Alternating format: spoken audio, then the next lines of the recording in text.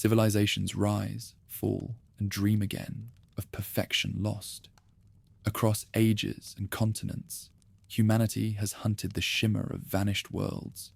Atlantis beneath the sea, Shambhala beyond the snow, El Dorado in jungles of light. Each legend begins as memory, not myth, a reflection of our hunger for purity, power, or redemption. We build and destroy, believing the lost city waits just beyond sight, proof that what was once divine might still return. In that endless pursuit, every explorer, conqueror, and pilgrim becomes the same seeker, tracing ruins not of stone, but of the paradise within ourselves. Firelight once danced on the walls of caves where the first storytellers shaped shadows into meaning. Before a single city was built, before gods had names, people gathered around flame and darkness to imagine a place where suffering could not reach them. It was never described in the same words twice. A garden beyond storms, an island untouched by hunger, a valley where the dead might wake again. Long before ink or empire, the idea of the hidden paradise had already taken root in the human mind. When rivers began to carry trade and memory between early kingdoms, that dream traveled with them. On the plains of Sumer, priests told of Eridu, the city founded by the gods themselves at the world's beginning, where divine kings ruled until the flood erased perfection from the earth. To the east, scribes wrote of Dilmun, a bright land where sickness did not exist and waters were forever pure. Its soil never knew decay. Its walls were guarded by immortality itself. In these myths, paradise was not heaven above, but a city upon the earth, visible once, lost forever, a model for every legend to come. Across tablets baked in Mesopotamian sun, the oldest epics preserved both wonder and warning. Arata, city of shining stone, stood beyond deserts and mountains, its towers mirrored in myth as the place where humans dared to rival the gods. Its fall was recited not as tragedy, but as justice. Perfection cannot belong to mortals without price. The Sumerians did not imagine the lost city as fantasy, but as history seen through divine judgment, a memory of what happens when greatness forgets its source. From these earliest tales emerged the pattern that would haunt civilizations for millennia. Each story began in harmony, advanced to pride, ended in ruin. The flood that cleansed Eridu, the god-sent storm that drowned Arata, the walls swallowed by the sea, all were mirrors of a single conviction, that perfection, once achieved, demands destruction. The myth was moral architecture as much as narrative, the city as mirror of humankind, its collapse the cost of excess. Egypt inherited the pattern and gave it form in stone. Along the Nile, temples rose as maps of eternity, each designed to replicate the lost domain of the gods. In the hymns carved for Osiris and Ra, there are echoes of an older fear, that the divine homeland lies buried beneath water and sand. The priests of Heliopolis spoke of primordial floods withdrawing to reveal the first mound of creation, a sacred hill where order triumphed over chaos. Every pyramid, every obelisk was built in imitation of that vanished summit, an attempt to remake the place where the world had begun. Their cities were not mere habitations, but recollections in limestone of a paradise drowned before memory. Beyond the Nile, in the islands and coasts of the eastern Mediterranean, sailors carried fragments of these myths westward. As trade followed the course of copper and incense, stories traveled faster than caravans. Phoenician merchants, who saw the horizon as both boundary and promise, told of islands that rose from mist and sank again when men drew near. Greek colonists in turn inherited the rumor of civilizations fallen into the sea, of temples glimpsed beneath clear water, of storms that spoke with divine anger. Long before Plato would give that island a name, the sea already held the memory of a city that drowned for its pride. In the north, Bronze Age wanderers spoke of glass-bright lakes guarding entrances to hidden realms. Celtic poets would later remember them as gateways to the otherworld. In their earliest form, they were recollections of the same ancestral truth, that somewhere beyond reach lay a place where corruption could not enter. Every culture imagined it differently. A walled garden, a mountain ringed by fire, a city of gold under waves, but beneath all variations ran the same current. Humanity had once lived in order and light, had lost it and could not cease searching. The storytellers who carried these memories were more than entertainers. In a world where history and myth were indistinguishable, they served as archivists of a collective longing. Around caravan fires, they told of merchants who vanished seeking Dilmun, of kings who sent envoys west across the desert to find Arata rebuilt, of seafarers who swore they had glimpsed walls beneath the tides. Their listeners never doubted. Loss itself was proof. If perfection no longer existed, then it must once have been real. By the second millennium BC, fragments of these beliefs had woven themselves into the consciousness of every civilization, from the Indus to the Nile. Flood tablets from Nineveh, hymns from Memphis, and chants preserved by desert tribes all repeated the same pattern of destruction and renewal. The human world, they insisted, was only the shadow of another more perfect one, sometimes buried, sometimes hidden, always waiting to be rediscovered. To remember the lost city was to remember a time when the boundary between mortal and divine had not yet hardened. Even the earliest explorers, kings disguised as pilgrims, traders who claimed to follow the winds of fortune, were acting out that inherited memory. When they crossed deserts in search of mythical valleys or sailed beyond known shores, they were continuing a quest far older than navigation itself. The desire for discovery was never purely geographic. It was a spiritual nostalgia disguised as adventure. By the time Greek mariners began charting the western seas, the concept had already crystallized. The city that fell through arrogance, the kingdom swallowed by water, the paradise that could be reached only by those the gods permitted. These were no longer regional tales, but universal archetypes. The myths of Mesopotamia had become templates for philosophy, their moral transformed into metaphor, that the perfect order destroyed by divine wrath might yet be rebuilt through wisdom. It was in this lineage of longing that Plato would later speak of Atlantis, not as fantasy, but as inheritance. The ancient world thus entered the age of writing, already haunted by memory.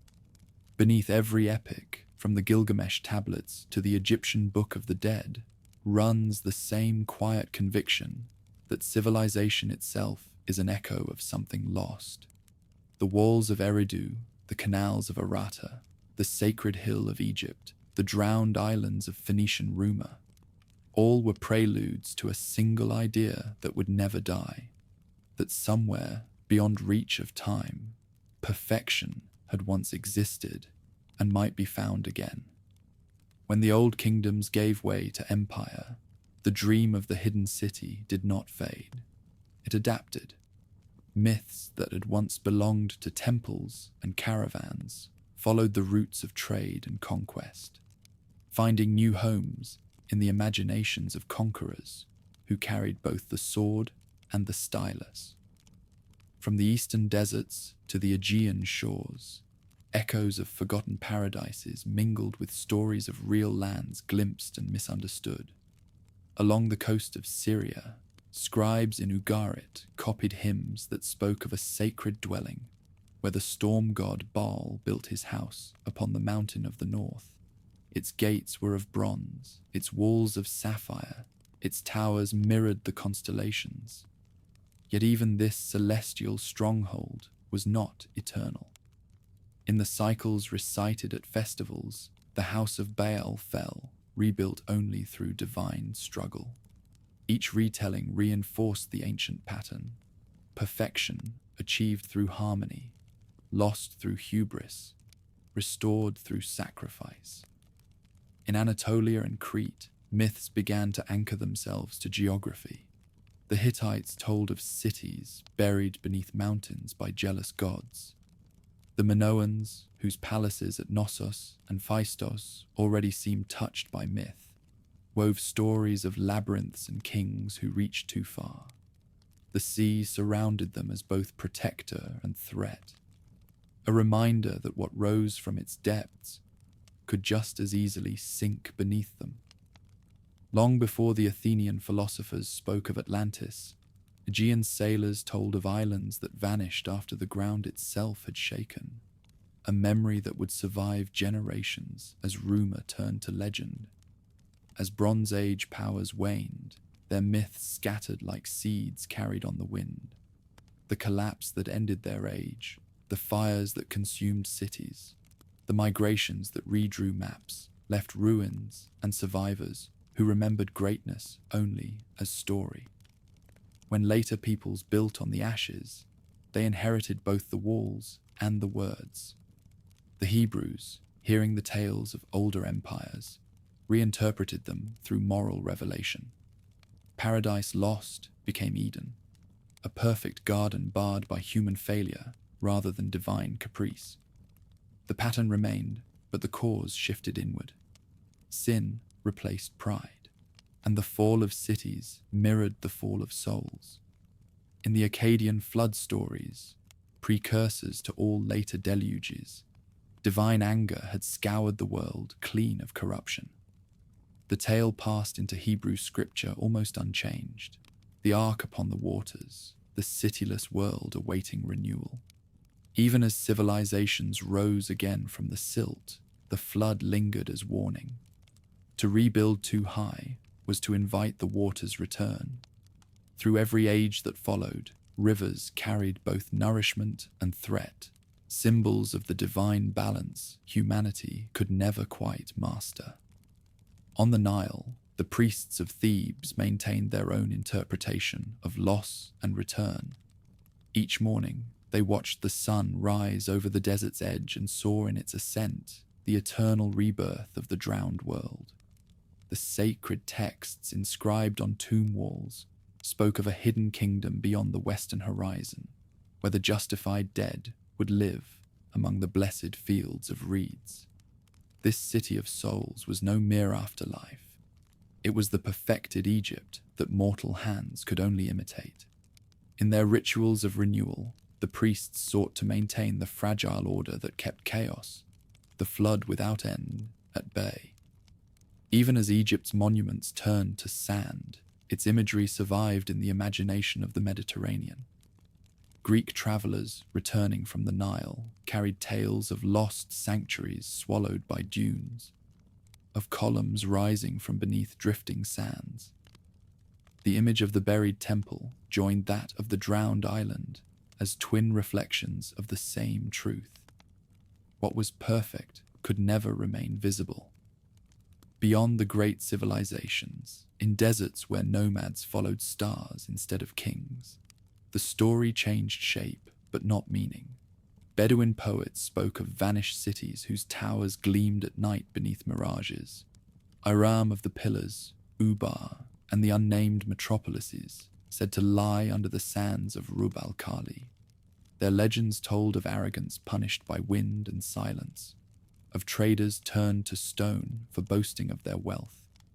For peoples who carried their world on the backs of camels, the idea of a city, fixed, proud, doomed, was a moral tale written across the horizon. By the first millennium BC, myths of destruction and divine retribution had woven themselves into a shared inheritance. The world's oldest civilizations had already fallen, their ruins inspiring both reverence and warning. Travelers who stood before the shattered gates of Ur or the broken ziggurats of Babylon did not see mere architecture. They saw evidence of moral decay turned to dust. The ruin itself became scripture. Storytellers in Phoenicia and Carthage refined these ideas into tales of wanderers seeking lost homes across the sea. The seafaring peoples who mapped the Mediterranean treated the ocean as a vast archive of memory, each island a page, each current a rumor.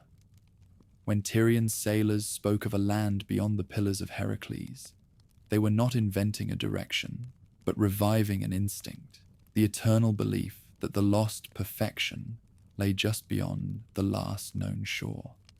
In these centuries before Plato, humanity had already created the grammar of the lost world.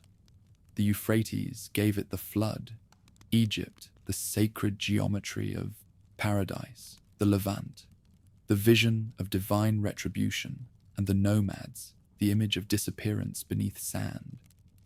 Every future legend, Atlantis, Shambhala, El Dorado, would borrow from that original language.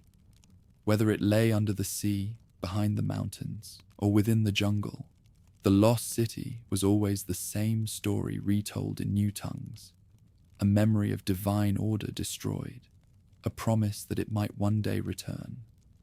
When the Greek philosophers finally inherited these scattered traditions, they found them already distilled into moral allegory. The city no longer needed to be seen to exist. It could live as an ideal, a warning, a mirror held up to humanity itself. From the clay tablets of Sumer to the hymns of Egypt and the trade routes of Phoenicia, the ancient world had prepared the stage.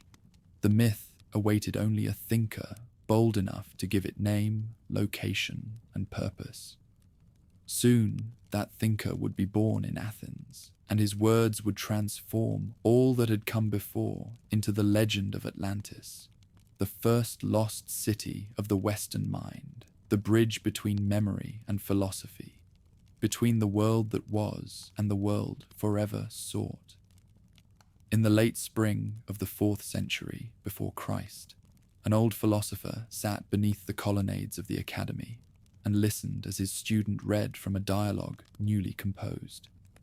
The work was called Timaeus, and it began not with myth, but with memory, a story told to Solon, the wisest of the ancient lawgivers, during his visit to Egypt. The priests of Sais, men who measured time by the rise of the Nile, rather than the turning of Greek calendars, had told him of a mighty island beyond the pillars of Heracles, an empire that had risen from the Western Ocean, challenged the known world, and been destroyed in a single day and night of storms. To Plato's listeners, the name Atlantis was not yet legend, it was revelation. He presented it not as fable, but as moral parable, a mirror in which the ambitions of Athens could see their reflection and their warning. The tale was set in the distant age when gods still mingled with mortals, when the earth had not yet hardened into history. Atlantis, he said, had been blessed beyond measure, rich in metals, fertile in soil, adorned with palaces whose walls shone with orichalcum, a metal more precious than gold. Its kings ruled 10 provinces, its armies spanned continents, and its priests maintained the laws that bound divine order to human power.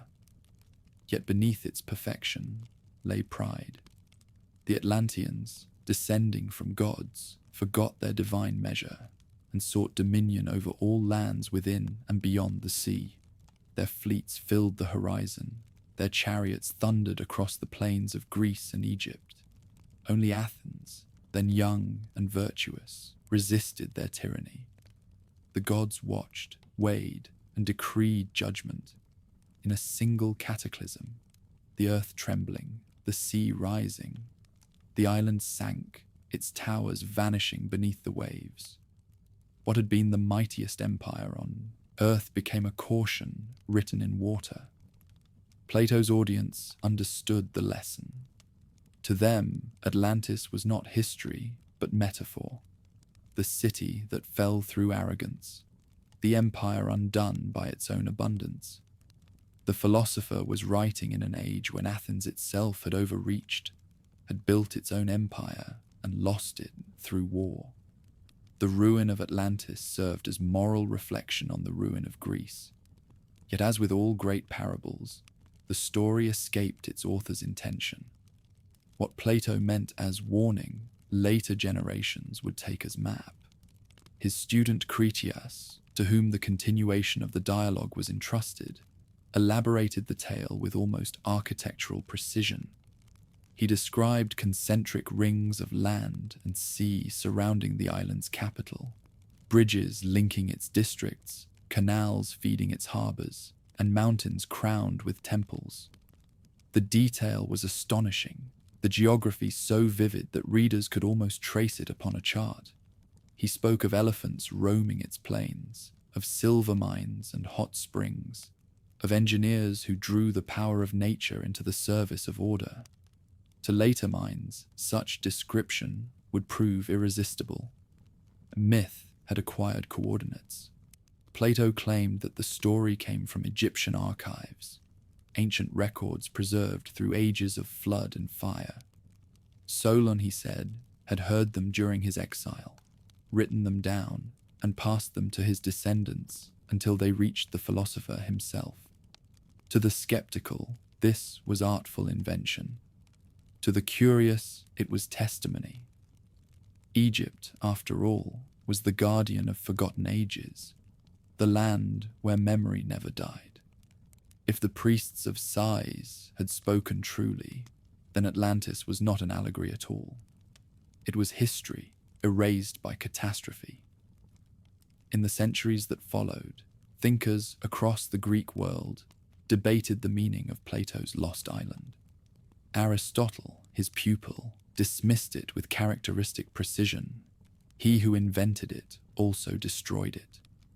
To him, the tale was philosophy draped in fable. Yet not all were convinced. Posidonius of Rhodes, a century later, argued that Plato's geography corresponded to lands known only in rumor, the far western islands, glimpsed by Phoenician traders or Carthaginian captains who sailed beyond the straits. If one followed the line of the setting sun, perhaps one might find the remains of the drowned empire still rising from the depths. The Romans, inheriting Greek learning, carried the story with them, but stripped it of theology. To their historians, Atlantis became a curiosity, a symbol of how even the greatest powers vanish beneath time's erosion. Yet the poets could not resist its imagery. Ovid spoke of floods that erased cities. Seneca, watching waves crash upon the Atlantic cliffs of Hispania, wondered if continents might indeed lie beneath the waters. The age of reason had preserved the dream, though it could not believe it. As the centuries turned, the meaning of Atlantis evolved with the world that remembered it. When Greek independence yielded to Roman dominion, scholars saw in the drowned island the eternal pattern of rise and fall. Empires, like continents, obeyed the same law.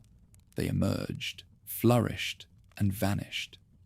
In the academies of Alexandria, where Greek philosophy mingled with Egyptian mysticism, the tale acquired metaphysical weight. Atlantis became not merely a lost land, but a lost state of being, the material reflection of a spiritual decline. To lose the island was to lose contact with the divine. Meanwhile, sailors of the Hellenistic age, venturing along the African and Iberian coasts, began to seek physical proof of the philosopher's parable. They found strange rock formations beneath the sea, ancient walls on forgotten promontories, traces of masonry that seemed too old for human hands. Every ruin fed the hunger for confirmation.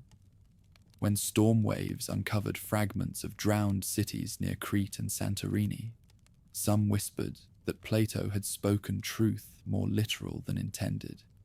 The eruption of Thera, which had shattered the Minoan world 1,000 years before Plato's birth, provided a convenient explanation.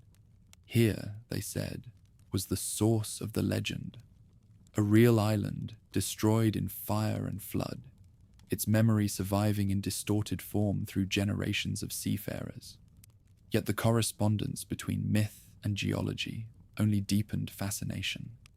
If a real cataclysm could inspire a story of divine retribution, might there not have been another, greater, older, still waiting beneath the sea?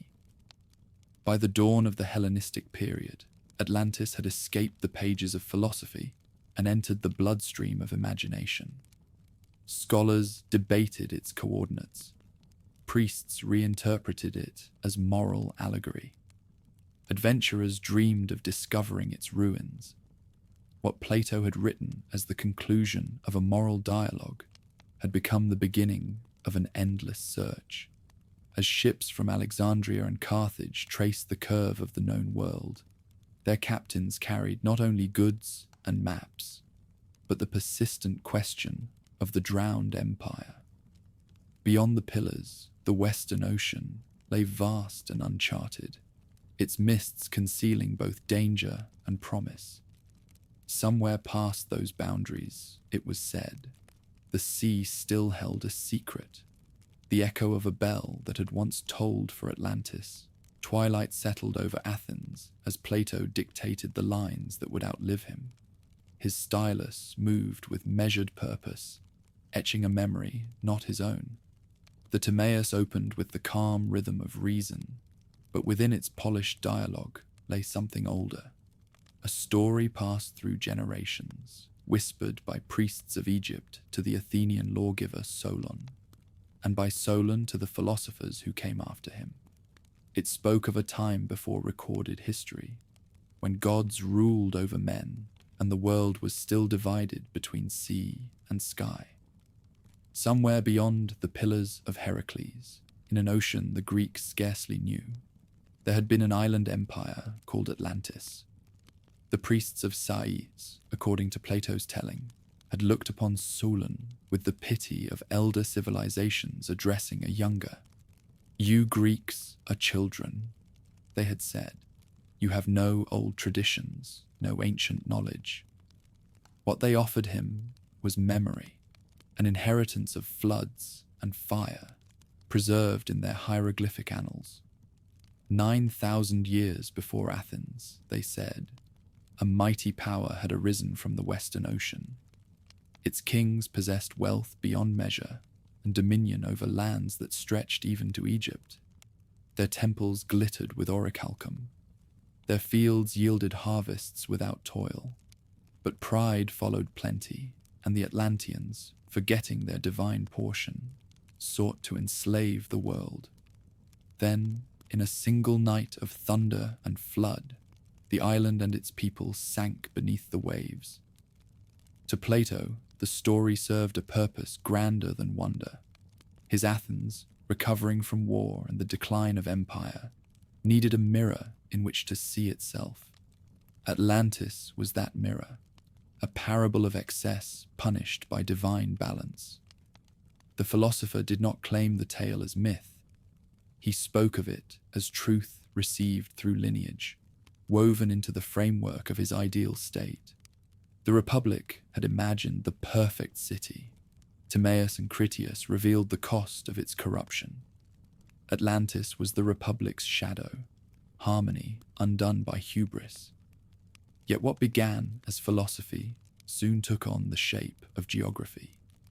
In Critias, Plato abandoned allegory for architecture. He described the Atlantean capital as concentric circles of land and sea, connected by bridges and canals, guarded by a temple to Poseidon whose roof gleamed with ivory and precious metal. Every measurement was exact, every proportion deliberate. There were mountains rich in ore, plains watered by engineered channels, herds of sacred bulls, and palaces roofed in silver. The effect was hypnotic, a myth told with the precision of a surveyor. Readers no longer pictured a parable. They saw a place.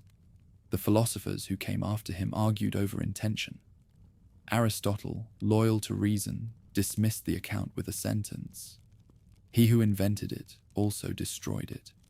To him, Atlantis existed only as a tool of instruction. But others were less certain.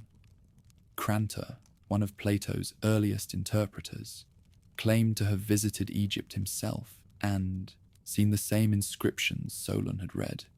The story, he insisted, was not invention, but inheritance. From that moment, skepticism and belief would advance together, inseparable as tide and undertow. The myth's reach widened with empire.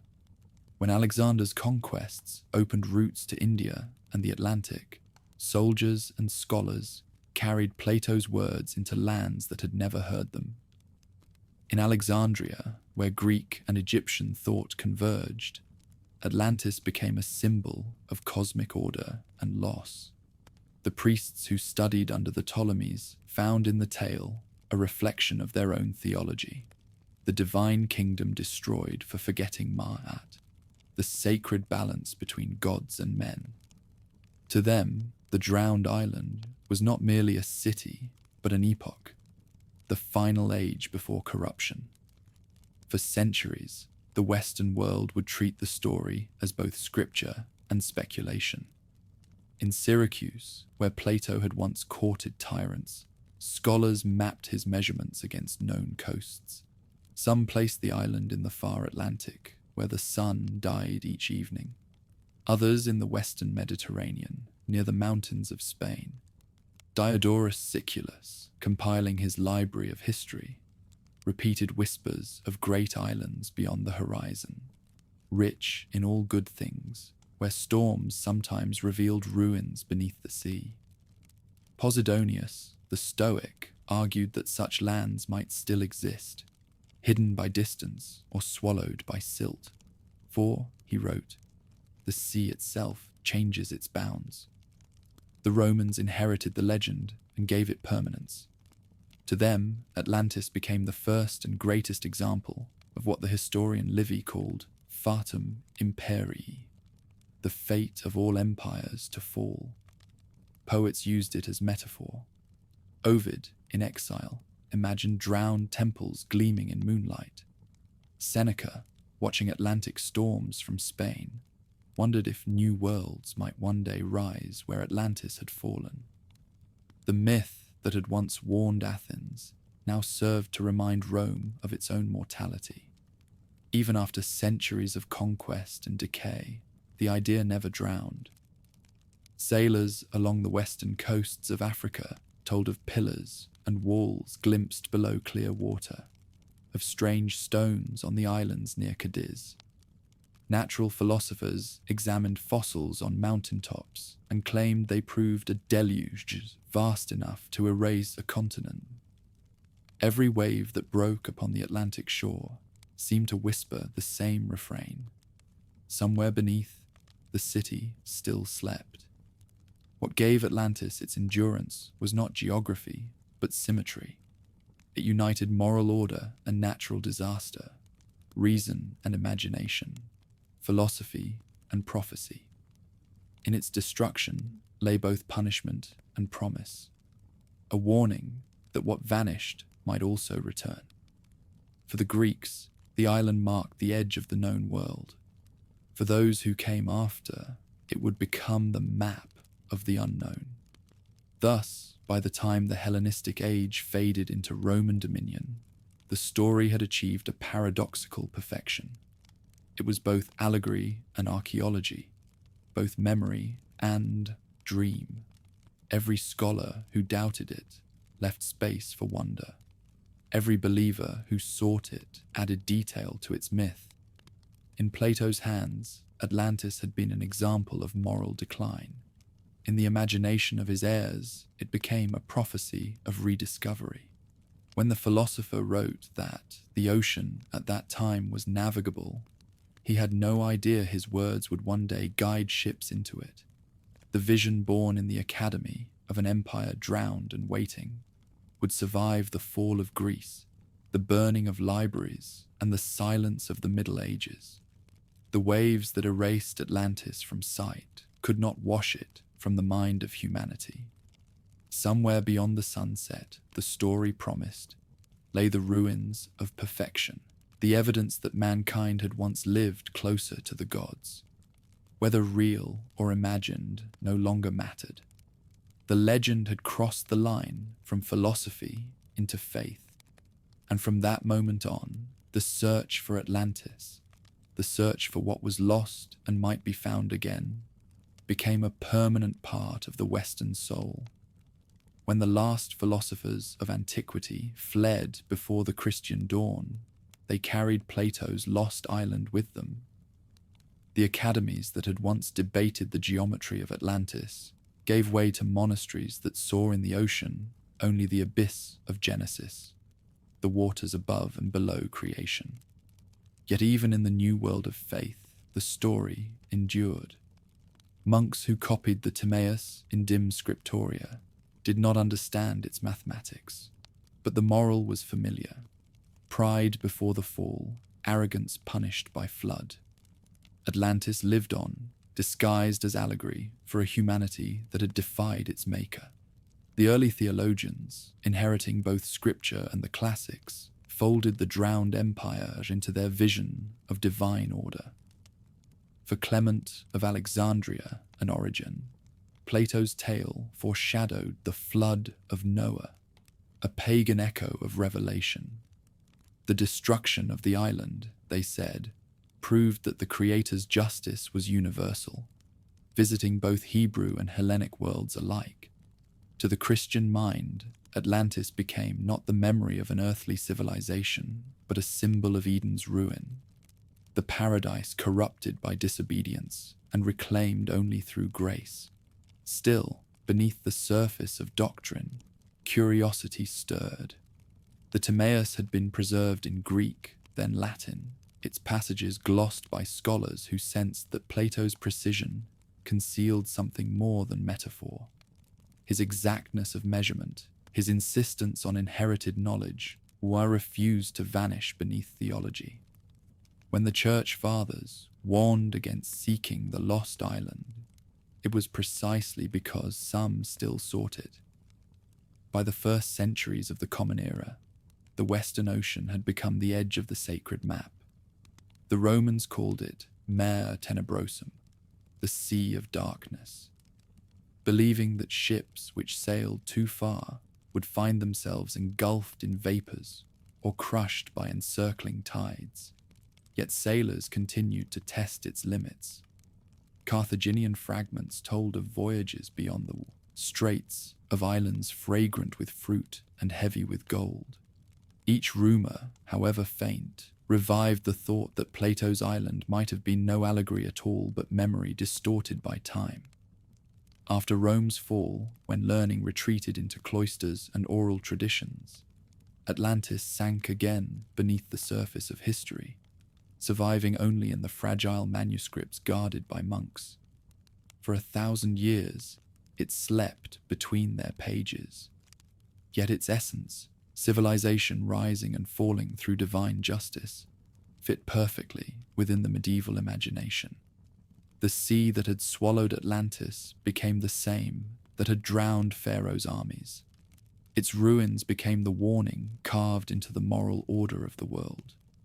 The Arabs who inherited the sciences of Greece after the empire's decline brought a new language to the legend. In their vast libraries from Baghdad to Cordoba, translators rendered Plato into Arabic and Syriac, preserving his dialogues while Europe forgot them. Scholars of the House of Wisdom discussed the lost island not as myth, but as example of natural catastrophe, reasoning that the earth itself was mutable, its continents born and buried by the motion of waters. In these reflections lay the seeds of geology and cosmology, though their authors spoke in the idiom of revelation. Atlantis, in their treatises, became one of many worlds destroyed before the creation of Adam, civilizations erased to make way for others. To sailors of the Islamic Golden Age who ventured far into the Atlantic in search of trade and knowledge, the Western Sea was no longer forbidden. Andalusian mariners told of archipelagos beyond the Canaries, of walls beneath the tide, of lights glimmering under the waves at night. The geographer Al-Mas'ud wrote of ancient islands swallowed by the sea in days long past, while Ibn Khaldun, the philosopher of history, spoke of vanished nations whose ruins might one day be found when the ocean retreated. Though they did not name it Atlantis, their descriptions traced the same outline: a civilization destroyed by its own excess, leaving only rumor as monument. Meanwhile, in the monasteries of medieval Europe, where parchment was precious and imagination bound by doctrine, the story took another shape. The moral of the lost island was rewritten in Latin sermons as the downfall of the proud. Its golden temples turned to symbols of worldly vanity. Illuminators who painted the flood of Noah often added distant towers toppling into the sea, unrecorded in scripture but echoing Plato's vision. The memory persisted in margins and glosses, waiting for the world to reopen its eyes to the horizon.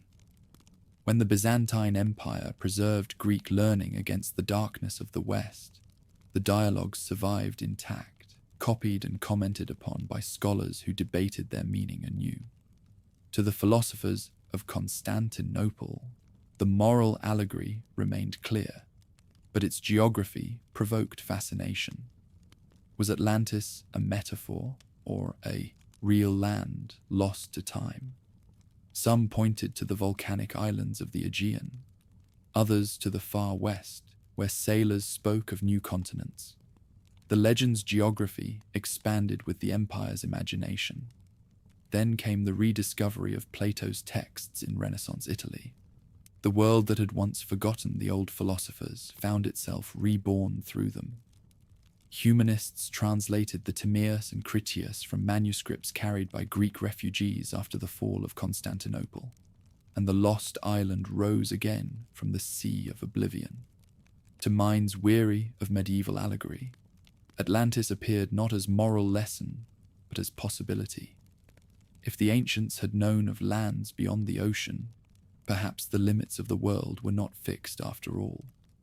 As mariners prepared to sail beyond the pillars once more, the story that Plato had written as a warning became a beacon. The search for Atlantis would soon leave the libraries for the open sea, its mythic shores guiding the course of the age of discovery. But before the sailors hoisted their sails, the scholars of Europe debated maps rather than faith, seeking the exact point where philosophy might meet the horizon. For the first time since Plato's own day, the question was not what Atlantis meant, but where it had been. When the monks of medieval Europe opened the parchment folios of Timaeus and Critias, they found the letters faint, the edges darkened by centuries of handling. Few among them understood the geometry of Plato, or the allegories that moved beneath his words, but the vision of a drowned city caught their imagination as few pagan tales could. Atlantis, they wrote in the margins, was a premonition, a pagan echo of Noah's flood, a warning carved in salt and memory. The story survived not because it was understood, but because it refused to die.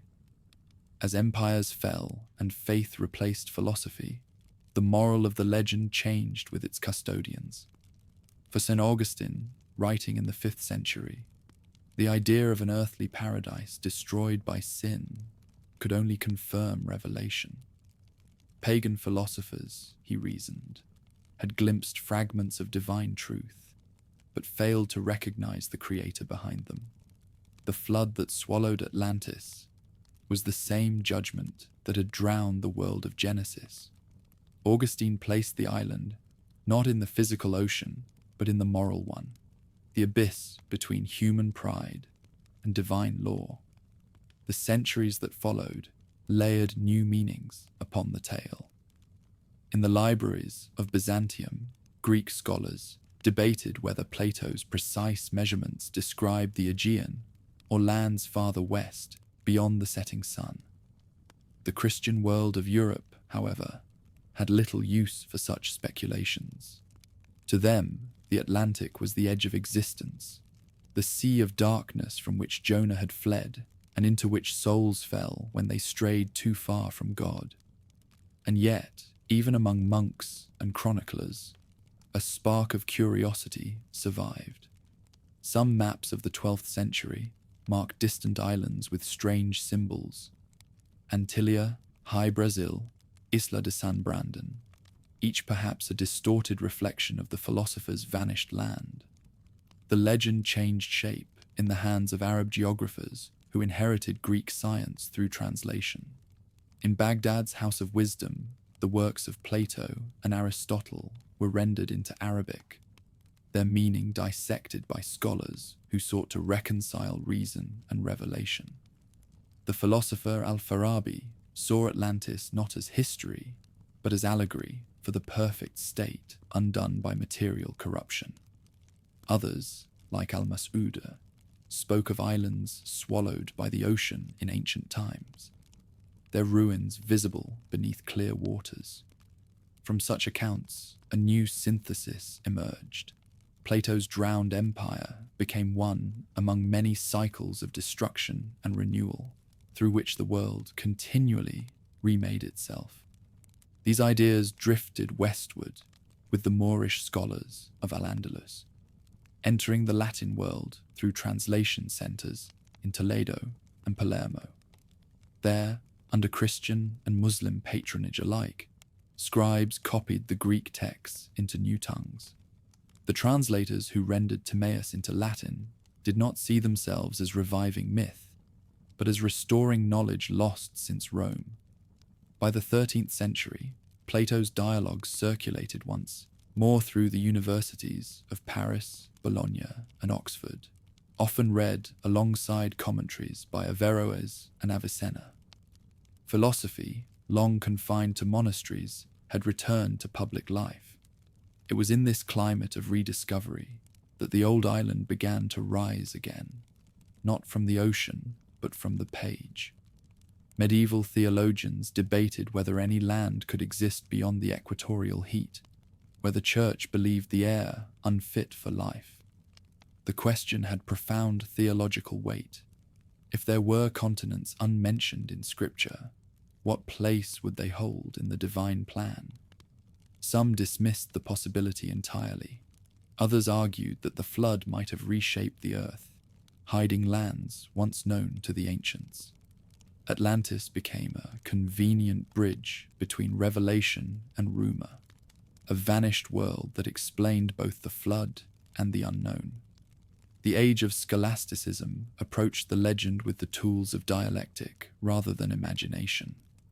Albertus Magnus, cataloguing the natural world, speculated that continents might indeed lie beneath the Western Sea, their destruction caused by celestial imbalance. His pupil, Thomas Aquinas, treated the question with caution, admitting that ancient sages might have possessed knowledge now lost.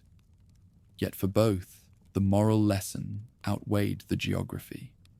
Atlantis was the city of man, condemned for loving creation more than the creator. Outside the universities, however, the legend began to breathe again in poetry and romance. Troubadours sang of enchanted isles where knights sought forbidden wisdom. The Irish monks who had long told of High Brazil, a land glimpsed once every 7 years, carried its image to the western coasts of Europe. Mariners spoke of islands that rose and vanished with the mist, Atlantis reborn in Celtic clothing. On the sea charts of Genoa and Majorca, cartographers began to dot the Atlantic with archipelagos never seen, but often believed. By the 14th century, as Europe recovered from plague and war, its gaze turned outward once more. The trade routes of Venice and Genoa stretched into the Atlantic, where the Canary Islands and Madeira hinted at lands beyond the known. Pilots returning from those coasts reported strange ruins and terraced hillsides that seemed older than memory. Chroniclers, eager to weave the discoveries into the language of the ancients, recalled Plato's tale. Could these fragments be all that remained of Atlantis? In Florence, where humanist learning revived the forgotten brilliance of Greece, scholars rediscovered Plato not as theologian, but as genius. Marsilio Ficino, translating the dialogues under the patronage of Cosimo de' Medici, infused them with the reverence of revelation. To Ficino, Atlantis represented more than moral decline. It was the divine civilization from which all others descended, a primal age of harmony between spirit and matter. His Neoplatonism merged the myth with prophecy. The world, having fallen into darkness, would one day recover the wisdom of the Atlanteans through the rebirth of philosophy. Such ideas found eager disciples among cartographers, mystics, and navigators, who saw in the rediscovery of ancient knowledge a mandate for exploration. The Renaissance transformed the myth from warning to promise. No longer a moral allegory, Atlantis became an ideal waiting to be reclaimed. The fall of Constantinople in 1453 sent scholars and manuscripts westward, carrying with them Plato's words and the conviction that knowledge lost in the East might be regained through discovery in the West. In Portugal, where Prince Henry the Navigator gathered sailors and scholars at Sagres, Plato's island was studied not as parable, but as destination. Mariners trained in astronomy and geometry pored over ancient maps, searching for the coordinates of paradise. Some claimed to have seen strange lights beneath the sea at the edge of the Azores. Others swore that volcanic islands rising from the depths were Atlantis itself, momentarily unveiled. The rediscovered wisdom of antiquity met the instruments of the New Age, compass, astrolabe, and quadrant, turning philosophy into navigation. Even the theologians, who might have condemned such curiosity as heresy, found ways to sanctify it. The age of discovery, they argued, fulfilled divine prophecy. If Atlantis had once fallen for its pride, perhaps God now permitted men to find it again as a test of humility. The sea that had been a symbol of divine wrath became a path to redemption. As Europe's ships pushed farther into uncharted waters, the story acquired a new urgency. Reports of islands glimpsed and lost spread through taverns and courts. When Columbus read the translated dialogues before his first voyage, he noted in his journal that the lands he sought might well be those beyond the ocean sea, which the ancients called Atlantis. The myth that had begun as Plato's moral reflection had become the charter of exploration. But before sails filled and caravels crossed horizons, Atlantis had already changed European thought in subtler ways. It had revived faith in human potential, the belief that wisdom lost could be regained, that the world itself still held secrets waiting to be claimed by reason. The Renaissance mind, shaped by classical learning and Christian hope, found in the drowned empire a perfect emblem of its own ambition. A civilization destroyed by pride, yet reborn through inquiry. In the manuscripts illuminated for princes and popes, the island reappeared in vivid color, concentric harbors, golden temples, and fertile plains stretching under a sun that never set. Artists painted it as both Eden and utopia, a vision of what might have been and what might yet be. The philosopher's warning had become the dream of rebirth. By the dawn of the 16th century, that dream had leapt from parchment to tide. Every voyage westward carried with it the same question that had haunted Plato's listeners 2,000 years before. What if it were true? The legend that began as parable of ruin had become the prophecy of discovery. And so, as Europe prepared to sail into the uncharted ocean, the memory of the drowned island rose again on the horizon. no longer a moral lesson but a promise, no longer a mirror of decline but a map of destiny. The search for Atlantis, once confined to philosophy, would soon become a voyage written in wind and water, its echoes stretching from the academies of Athens to the decks of ships bound for the New World. The dawn that broke over the 15th century found Europe in the grip of rediscovery. The fall of Constantinople had scattered Greek scholars across Italy, carrying with them the last embers of antiquity. In their trunks and satchels were manuscripts long thought lost, among them the complete texts of Plato. When the scribes of Florence and Venice unrolled those fragile pages, it was as if the ancient world itself had risen from the sea. Among the treasures recovered, none stirred more fascination than the story of Atlantis. To the scholars of the Renaissance, the lost island was not a fable, but a revelation from an age of divine reason. Timaeus and Critias spoke to them with a clarity that transcended time. The philosophers of Athens, it seemed, had not dreamed but recorded. Where medieval monks had seen allegory, the humanists saw testimony. The language of Plato, precise, harmonious, filled with geometry and proportion, appeared to describe not metaphor, but measurement. In their minds, Atlantis became proof that ancient wisdom had once joined science and spirit in perfect union, a harmony now waiting to be restored.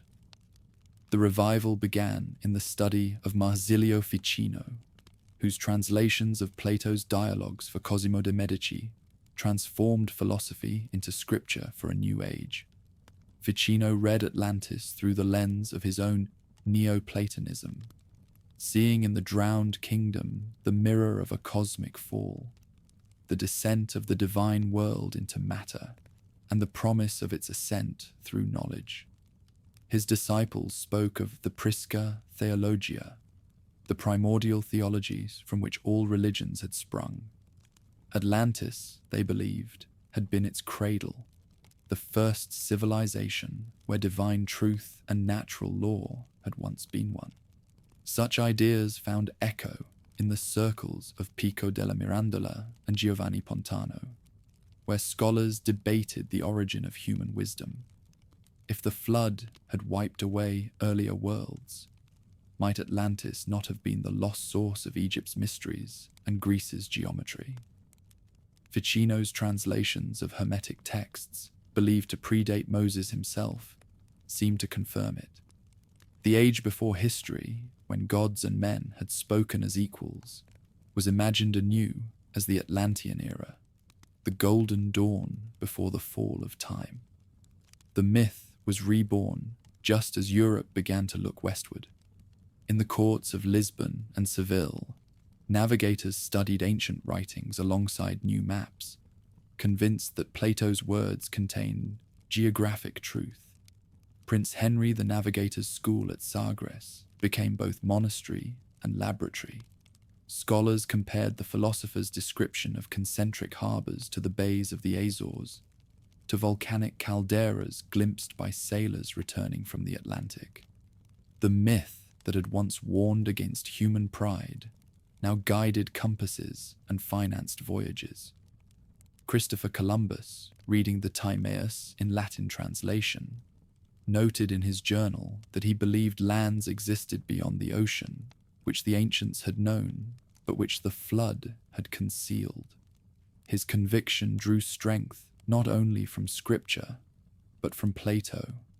To sail westward was, for him, to reverse the catastrophe of Atlantis, to rediscover what had been drowned. In Italy, cosmographers and philosophers merged this hope with prophecy. Giordano Bruno, whose mind encompassed both faith and fire, declared that Atlantis had not perished but evolved, that its wisdom had migrated across ages, hidden in symbols and languages waiting to be decoded. To Bruno, every voyage across the ocean was the outward reflection of an inward quest. the soul seeking to restore the lost harmony between heaven and earth. He paid for such heresies with his life, but the idea outlived the flames. By the turn of the 16th century, the New World had transformed from speculation into fact. Spanish and Portuguese fleets returned with news of continents vast and fertile, inhabited by peoples whose monuments rivaled those of antiquity. In the plazas of Seville, the discovery of America sounded like the resurrection of a legend. The chronicler Oviedo called it a second creation, while missionaries, writing from Mexico and Peru, described temples and cities that seemed carved from Plato's imagination. To them, the empires of the Aztecs and Incas were echoes of Atlantis, civilizations that, like the ancient island, had once touched the divine and fallen through pride. Europe heard these reports with fevered excitement. Scholars in Venice, Paris, and Antwerp argued that the Americas were the remnants of Plato's lost world.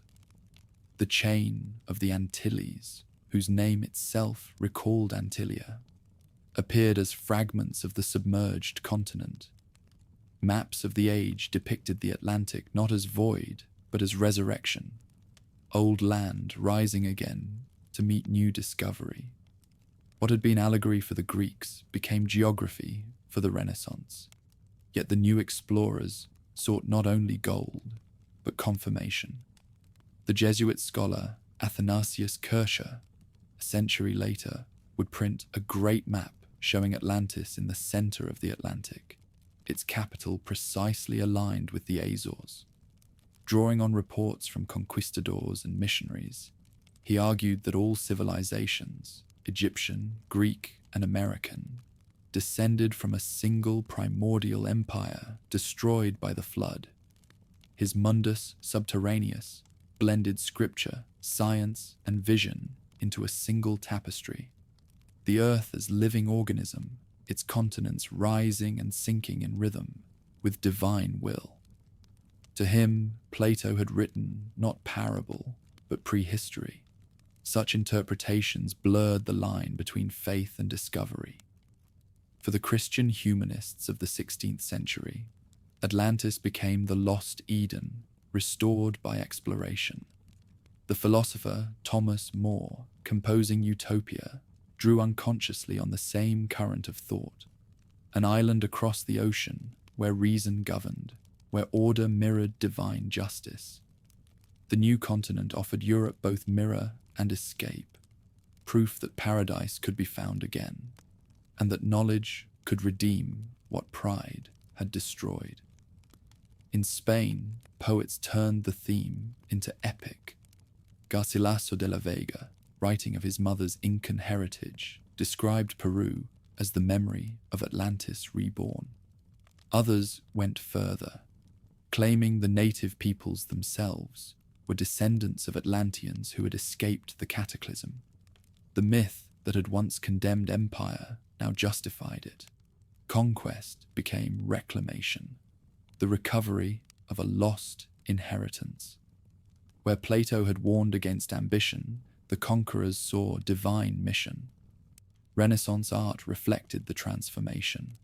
Painters filled palace ceilings with visions of the island's destruction, towers sinking, seas rising, chariots overturned by waves, images of awe, not guilt.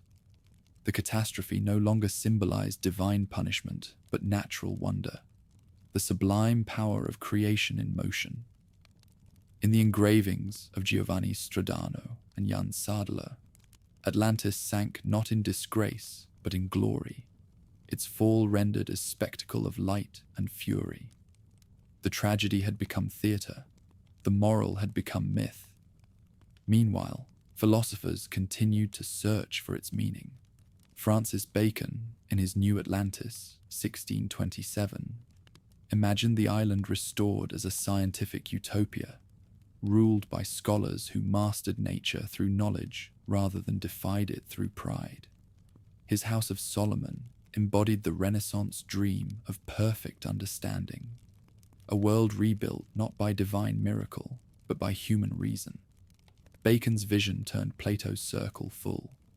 What had begun as caution against ambition ended as justification for it. By the 17th century, the legend had taken permanent residence in the European mind. It appeared in sermons and treatises, in mariners' logs and scientific hypotheses. The flood had become geology, the lost empire anthropology. Yet beneath every rational explanation lingered the same yearning that had haunted the priests of Sages, the belief that humanity was remembering rather than inventing, rediscovering rather than imagining. Atlantis had thus crossed its third threshold. Born as moral allegory, transformed by religion into symbol, it had re-emerged as historical destiny. The philosophers of Athens had dreamed of justice. The Renaissance dreamt of discovery. Both were bound by the same faith, that somewhere in the depth of the sea or the heart of man, the lost perfection of the world still waited to be found. The search had only begun. Ships that left Lisbon and Cadiz now carried not only compasses and charts, but fragments of Plato's prophecy, engraved upon their souls. They sailed west, chasing the sun into the ocean's silence, convinced that beyond the horizon lay the ruins of paradise, and perhaps, in their own ambition, the beginning of another fall. High in the wind-swept plateaus, where the Himalayas rise like a frozen ocean, the legends of a hidden kingdom began to take form. Long before the name Shambhala was written in scripture, travelers from India spoke of a luminous valley, concealed beyond mountains, impassable to ordinary men, a place where the earth itself seemed to breathe peace. There, they said, a sacred king reigned in perfect harmony with the cosmos. The rivers glittered with purity. The air itself carried wisdom. It was no mere city, but a vision of order, unbroken since the beginning of time. Its first descriptions came from the Kalachakra Tantra, a scripture composed around the 10th century, when Buddhism was spreading through lands already layered with myth. In that text, Shambhala appeared as both sanctuary and prophecy, the refuge of truth in an age of decline. Its rulers guarded the final teaching of the Buddha, waiting for the day when darkness would consume the world, and they would ride forth to restore the Dharma. Each detail shimmered with double meaning. The mountains that protected the kingdom were also barriers of ignorance. The journey to Shambhala was both pilgrimage and awakening. Yet the legend did not begin in Buddhism alone. Beneath its Sanskrit syllables lay older roots from the Vedic age, where poets had sung of Uttarakuru, the northern paradise, a land beyond the Himavat, where virtue ruled without decay. The myth flowed like the rivers descending from the snows, gathering new languages as it went. When the Buddhist monks carried their scriptures north into Tibet, the ancient vision followed them, transformed into promise. The Tibetan lamas spoke of Shambhala not as distant myth, but as reality hidden behind illusion. In their monasteries, perched among glaciers, they taught that the path to the kingdom was invisible to the impure. Only the enlightened could find the gate that opened between worlds. The teachings described it with calm precision, an 8-petaled lotus of valleys encircling a radiant capital, its streets aligned with the stars, its palace crowned by a stupa of light. At its center sat the Kalki, the king of the future, embodying both monarch and sage. To the people of the high plateau, weary of invasions and the slow erosion of their faith, the tale was not fantasy, but solace. In the cycles of Buddhist cosmology, the world decayed through ages of moral decline, yet Shambhala endured beyond corruption. When the final darkness came, the wars of greed, the forgetting of the sacred, the last king would appear, wielding wisdom as weapon, and the world would be remade in compassion's image. As trade routes crossed the steppes and deserts of Central Asia, the story spread with caravans and pilgrims. Merchants who traveled between India, Tibet, and China carried more than silk and incense. They carried visions. In their telling, Shambhala became both mountain fortress and celestial city, both hidden valley and spiritual principle. The Mongols, hearing of it through Buddhist envoys, wove it into their own cosmology. They called it the realm of the North, a kingdom of immortals whose favor ensured victory in war. To them, the hidden kings of Shambhala were not remote sages, but allies unseen, protectors of those who rode beneath the eternal blue sky. From China came another echo. Taoist travelers, seeking the lands of the immortals described in their own ancient texts, recognized in Shambhala a reflection of their Penglai, the paradise isle where sages dwelled beyond mortality. When Chinese monks journeyed westward along the Silk Road, they recorded tales of mountain kingdoms whose people never aged and whose cities gleamed with crystal towers. Each culture mirrored the others, each transforming the ideal into its own image of perfection. In the 12th century, as Buddhism flourished under the patronage of Tibetan kings, the legend of Shambhala was woven into ritual and prophecy. Monks recited the Kalachakra initiation, a ceremony that promised eventual rebirth in the hidden kingdom to those who mastered its mysteries. Pilgrims set out to find the sacred valley, though none could say precisely where it lay. Some claimed it was north of the Gobi, others that it floated beyond the stars. The true seekers were told that the journey itself was the test, the physical road leading nowhere until the inner one was complete. The Mongol age deepened the myth. When Genghis Khan's empire stretched from China to Persia, Buddhist lamas whispered that the great conqueror's victories fulfilled part of the ancient prophecy, that the age of the wheel, the Kalachakra, had begun to turn again. Chronicles of the time record that emissaries from Tibet visited the Mongol court, offering spiritual legitimacy to empire. In their sermons, the hidden king of Shambhala became the celestial patron of earthly rulers who brought order to chaos. To warriors hardened by conquest, the idea of a kingdom ruled by wisdom rather than fear was intoxicating, but the legend remained elusive. The maps drawn by Persian and Chinese geographers showed blank expanses beyond the northern mountains, regions marked only with dragons or the word unknown.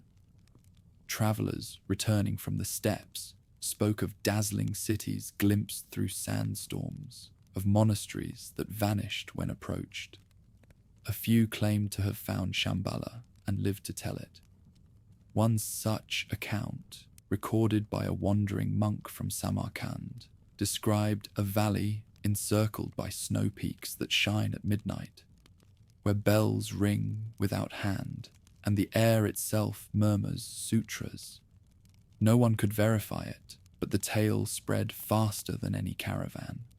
When the Islamic scholars of Central Asia heard these stories, they interpreted them through their own mysticism. To the Sufis, Shambhala was not a place, but a state of being, the hidden city within the heart, where the soul meets God. Their poets called it Hurkalya, the land of pure form, unseen yet more real than stone. Thus, even as faiths differed, their metaphors converged. The paradise beyond mountains, the lost city beneath waves, the garden within the soul, all pointed toward the same invisible truth, that perfection existed, but only for those able to perceive it. By the 14th century, as Tibetan Buddhism matured into distinct schools, Shambhala became both symbol and lineage. Lamas traced their teachings to its kings, claiming that each new generation of masters represented its continued presence on earth. The monastery walls were painted with scenes of the hidden realm, lotus lakes radiant towers, processions of celestial beings. To the faithful, these were not imagination, but memory. Every mountain pass seemed a possible threshold, every mist a veil concealing the road. When early European travelers reached the edges of Central Asia, they heard rumors of a city that could not be found on any map. Marco Polo, crossing the Pamirs, recorded tales of northern kingdoms ruled by priests who knew the movements of the stars. Though he never called it Shambhala, the resonance was unmistakable. Later, Jesuit envoys to Tibet, hearing similar stories, tried to identify it with the earthly paradise of Christian law. The hidden valley became a bridge between East and West, its name changing, but its essence unaltered. The dream of a realm where the divine still walked among men. For the people who lived beneath those endless skies, the legend was more than comfort. It was inheritance. Empires rose and fell across the steppes, but Shambhala remained untouched, the invisible capital of faith. Its kings never aged, its gates never closed, its promise never dimmed. In every age of turmoil, new voices claimed to have seen its glow at dawn, or heard its bells in the wind. None could prove their visions, but none could silence them. By the close of the medieval world, Shambhala stood as the spiritual counterpoint to Atlantis. Where the Greek island had drowned for its pride, the Himalayan kingdom survived through purity. One was the memory of loss, the other the hope of renewal. Between them stretched the full compass of humanity's longing to explain the ruin behind us and the paradise before us, the city beneath the sea and the one above the clouds. And in the centuries to come, explorers and mystics from far beyond Asia would follow those same winds and echoes, searching not for gold or empire, but for the last hidden city of the earth, the kingdom said to lie just beyond the horizon of the soul. When the first rays of the modern age began to touch the roof of the world, the myth of Shambhala still lingered in the mists above Tibet. For more than 5 centuries, it had been the spiritual axis of Himalayan civilization, a kingdom unseen yet ever present, both prophecy and refuge. But now, new travelers came from the west, drawn not by faith, but by curiosity. They arrived with sextants instead of prayer wheels, measuring what others had only dreamed. Yet even these cartographers of empire, hardened by mountains and solitude, found themselves humbled by a legend that no compass could fix. By the 17th century, reports of Shambhala had reached the courts of Beijing and Moscow. Mongol and Tibetan lamas, serving as envoys between kingdoms, told of a northern realm beyond the deserts of Gobi, protected by snow and secrecy. The Qing emperors, fascinated by the legend, invited Tibetan monks to their capital and sponsored translations of the Kalachakra Tantra. In these ceremonies, performed before golden altars in the Forbidden City, Shambhala was invoked not as fantasy, but as sacred lineage, the pure kingdom whose spiritual authority legitimized all others. The Manchu rulers, claiming divine mandate, saw in its prophecy a mirror of their own. Meanwhile, Jesuit missionaries traveling through Asia carried back to Europe accounts of an astonishing kind. One report, penned by Father Estevan Cachella in 1627, spoke of a land called Shambhala, said to be north of Tibet, where dwell the wisest and most virtuous of men. He never found it, dying on the Himalayan trail, but his words lit the imagination of scholars who read them in Lisbon and Rome. In their minds, Shambhala became the eastern echo of Eden, the paradise that had eluded Columbus's compass and Magellan's maps. For Tibetan mystics, these foreign rumors only confirmed what had always been known, that Shambhala revealed itself only when the world was ready, or when the seeker was. Lamas told of travelers who disappeared into the mountains and returned transformed, their eyes bright with knowledge no scripture contained.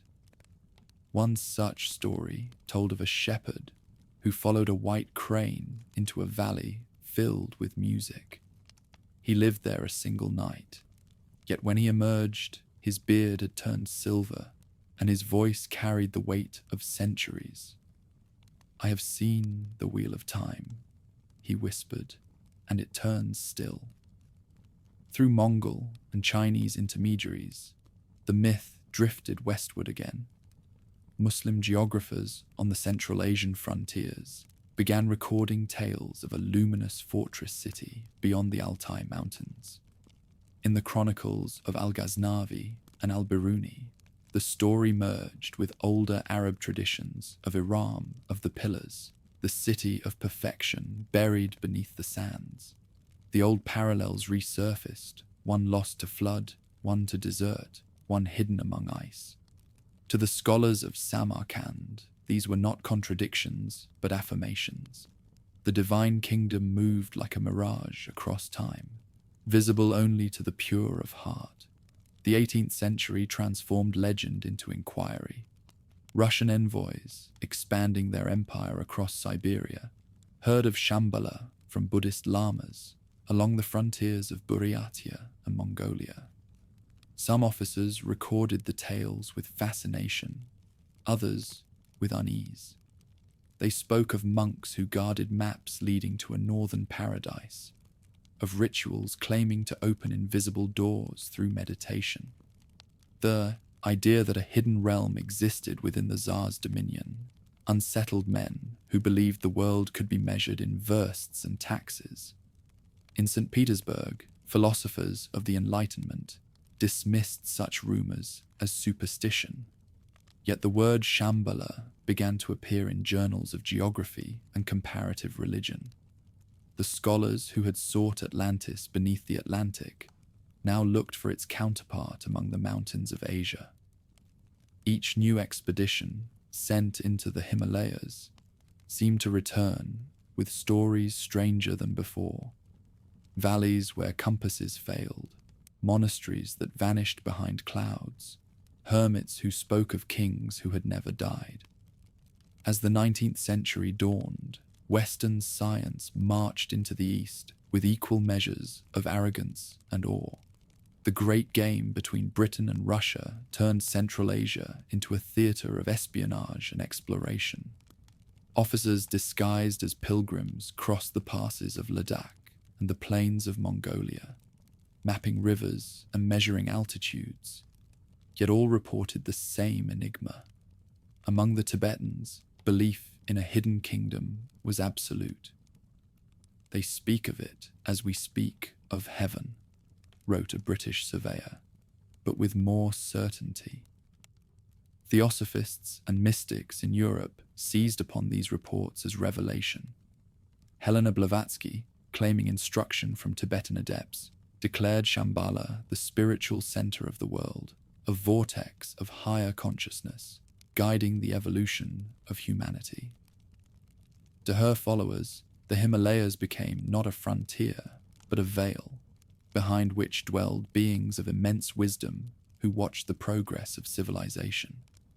The myth, once local, had become planetary. Explorers soon followed belief.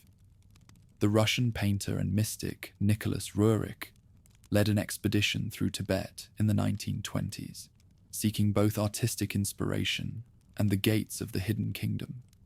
His journals describe mountain storms that seemed to speak, lights that hovered above ridges, and lamas who greeted him as if expected. Shambhala is not legend, one abbot told him.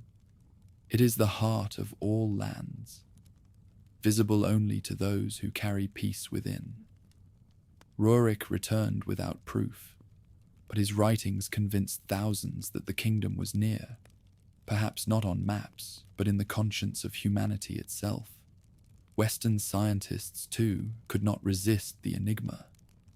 Some sought to locate Shambhala through logic, tracing its supposed coordinates to valleys of Altai, Karakoram, or Kailash.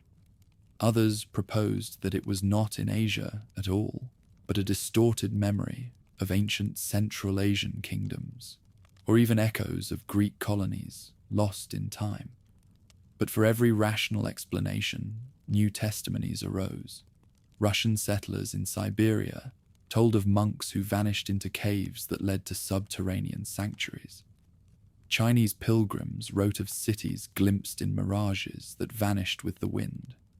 For Tibetan lamas, the foreign speculation mattered little.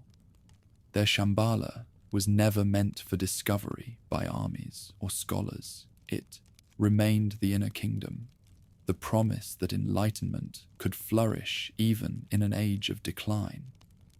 The Kalachakra Tantra continued to be recited in monasteries from Lhasa to Buryatia, its verses describing the final war between light and ignorance. The prophecy declared that when the world's violence reached its peak, the king of Shambhala would appear, leading an army of compassion to restore the Dharma. By the early 20th century, the legend had fused with politics and mysticism alike. In the turbulence that followed the fall of empires, revolutionaries and prophets alike invoked its name. In Mongolia, partisans fighting foreign occupation claimed the protection of Shambhala's invisible armies.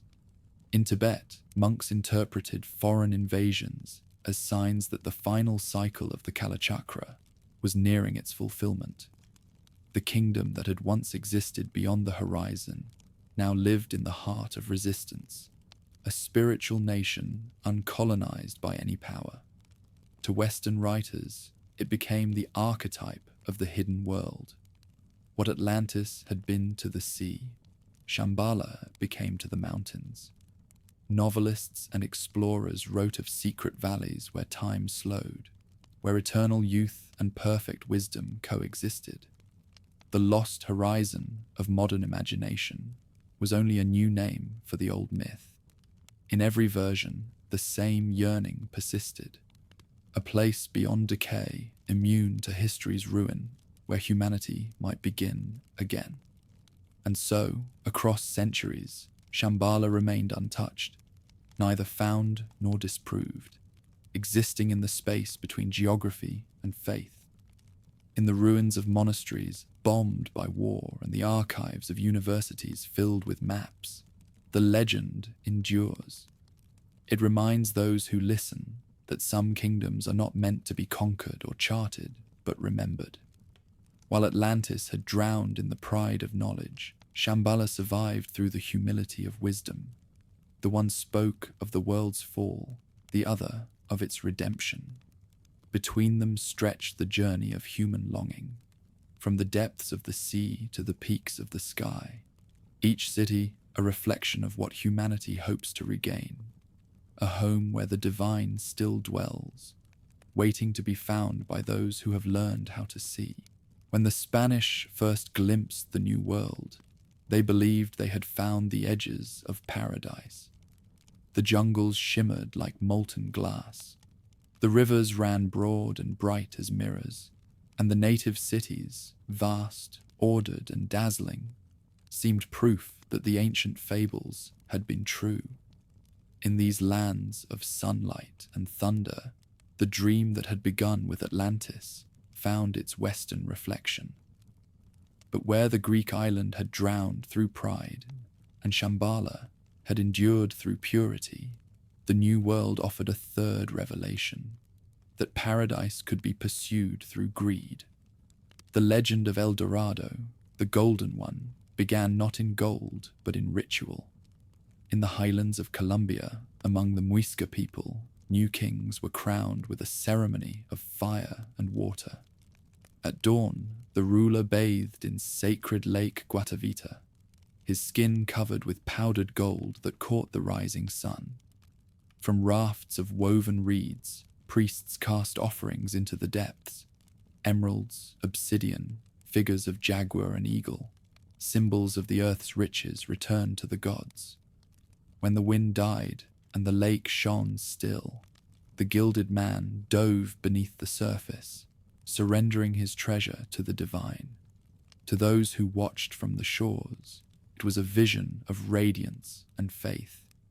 To the Spaniards who heard the tale, it was a promise of unending wealth. By the 1530s, the story had crossed mountains and tongues. Soldiers who had survived the wars of Peru whispered of a kingdom to the north, where streets were paved with gold dust and the walls of temples glowed like sunrise. Gonzalo Jimenez de Quesada, leading one of the first expeditions into the Andean interior, sought not the man, but the city. His men hacked their way through swamps and fever-ridden forests, their armor rusting, their tempers dissolving in heat. Behind them, a trail of bones marked where the jungle had claimed the slower or the sick. Yet each glimpse of metal glinting in the rivers renewed their conviction that El Dorado was real, perhaps a few days' march beyond the next ridge, perhaps just beyond death. They reached the Muisca Confederation and found not golden cities, but people who traded gold as casually as Spaniards traded salt. Quesada's chroniclers described markets gleaming with ornaments, temples lined with offerings, and lakes whose bottoms sparkled with treasures thrown to the gods. For a moment, the conquerors believed they had found the edge of myth. Yet when the Spaniards melted the ornaments for bullion and found the quantity finite, the dream only expanded. If this was not El Dorado, then the true one must lie farther on. So began the greatest mirage in history. From Quesada and Benalcázar in the north, to Francisco de Orellana and Gonzalo Pizarro in the south, each generation of conquistadors set out into the unknown, convinced they followed the golden trail. The story shifted with every retelling. Sometimes El Dorado was a man, sometimes a city, sometimes a kingdom or empire hidden beyond mountains or buried under forests. Its location wandered like a will-o'-the-wisp, north toward the Orinoco, west into the Andes, east into the endless rivers of the Amazon.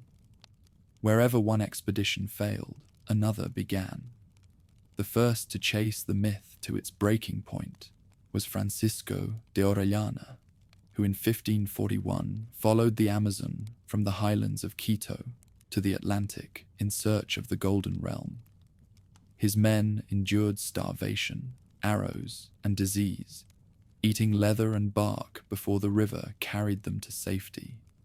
They found no city, but their ordeal gave Europe its first map of the world's greatest river, and its first certainty that somewhere along its course El Dorado waited. Another conqueror, Sebastián de Benalcázar, pushed south through what is now Ecuador, certain the Muisca's treasures had drifted downstream from a greater source. His rival Gonzalo Pizarro, brother to the conqueror of Peru, marched east with hundreds of soldiers, slaves, and horses, chasing rumors of golden lakes. They lost nearly all, men to hunger, beasts to mud, sanity to heat, and returned broken but unrepentant. The failure itself became fuel.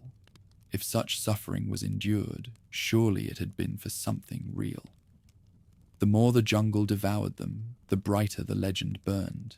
Each survivor became a prophet of gold, each corpse a marker on the road to heaven. In Europe, their tales were read as revelation. The chroniclers who compiled them, Gomara, Herrera, Oviedo, turned their exhaustion into epic, their delusion into destiny. Artists painted maps of continents laced with rivers of gold. The Pope's geographers debated whether the Golden Kingdom might be the same land once ruled by King Solomon's sailors, or perhaps the western shore of Plato's Atlantis raised again from the sea. The age of discovery was becoming an age of obsession. Spanish governors bankrupted themselves raising expeditions. Priests preached sermons on divine providence and the wealth of pagan lands. The language of the explorers mixed faith and avarice, until they were indistinguishable. They spoke of spreading the gospel, but carried chains and crucibles. They prayed for souls, but searched for veins of ore. The dream of El Dorado had transformed into a theology of conquest. The belief that God rewarded those who sought his treasures with blood and endurance. No seeker embodied that faith more tragically than Sir Walter Raleigh. A century after Quesada's march, when England challenged Spain for empire, Raleigh revived the legend as cause for exploration and proof of divine favour. In 1595, he sailed to Guyana, convinced that deep within its forests lay the city of Manoa, the golden capital of El Dorado. His journals spoke of an empire greater than Peru, where gold grows like fruit upon the trees. His men found only rivers choked with weeds, villages burned by earlier Spanish raids, and endless silence.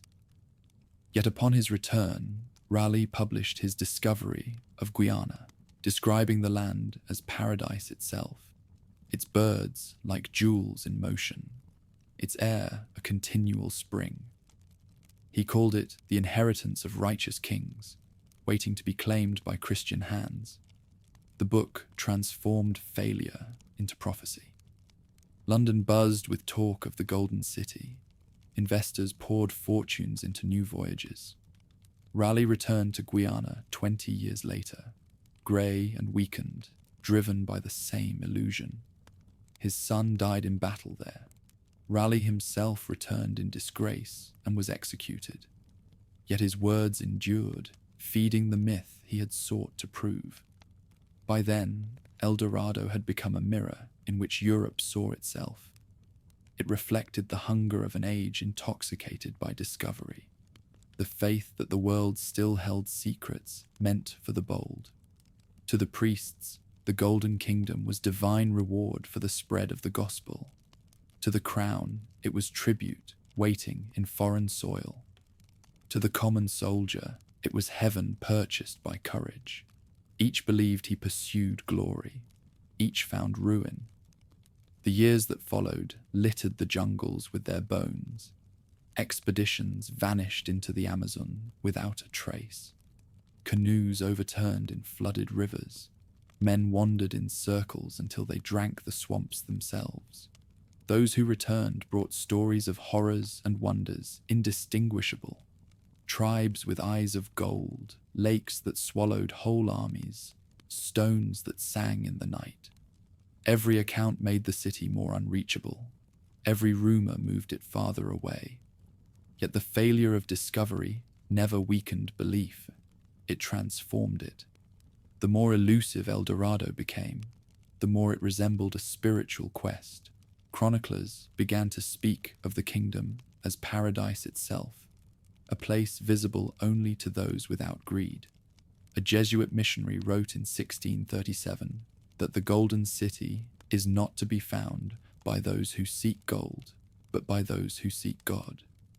In that paradox, the legend reached its maturity. Still, greed did not release its grip.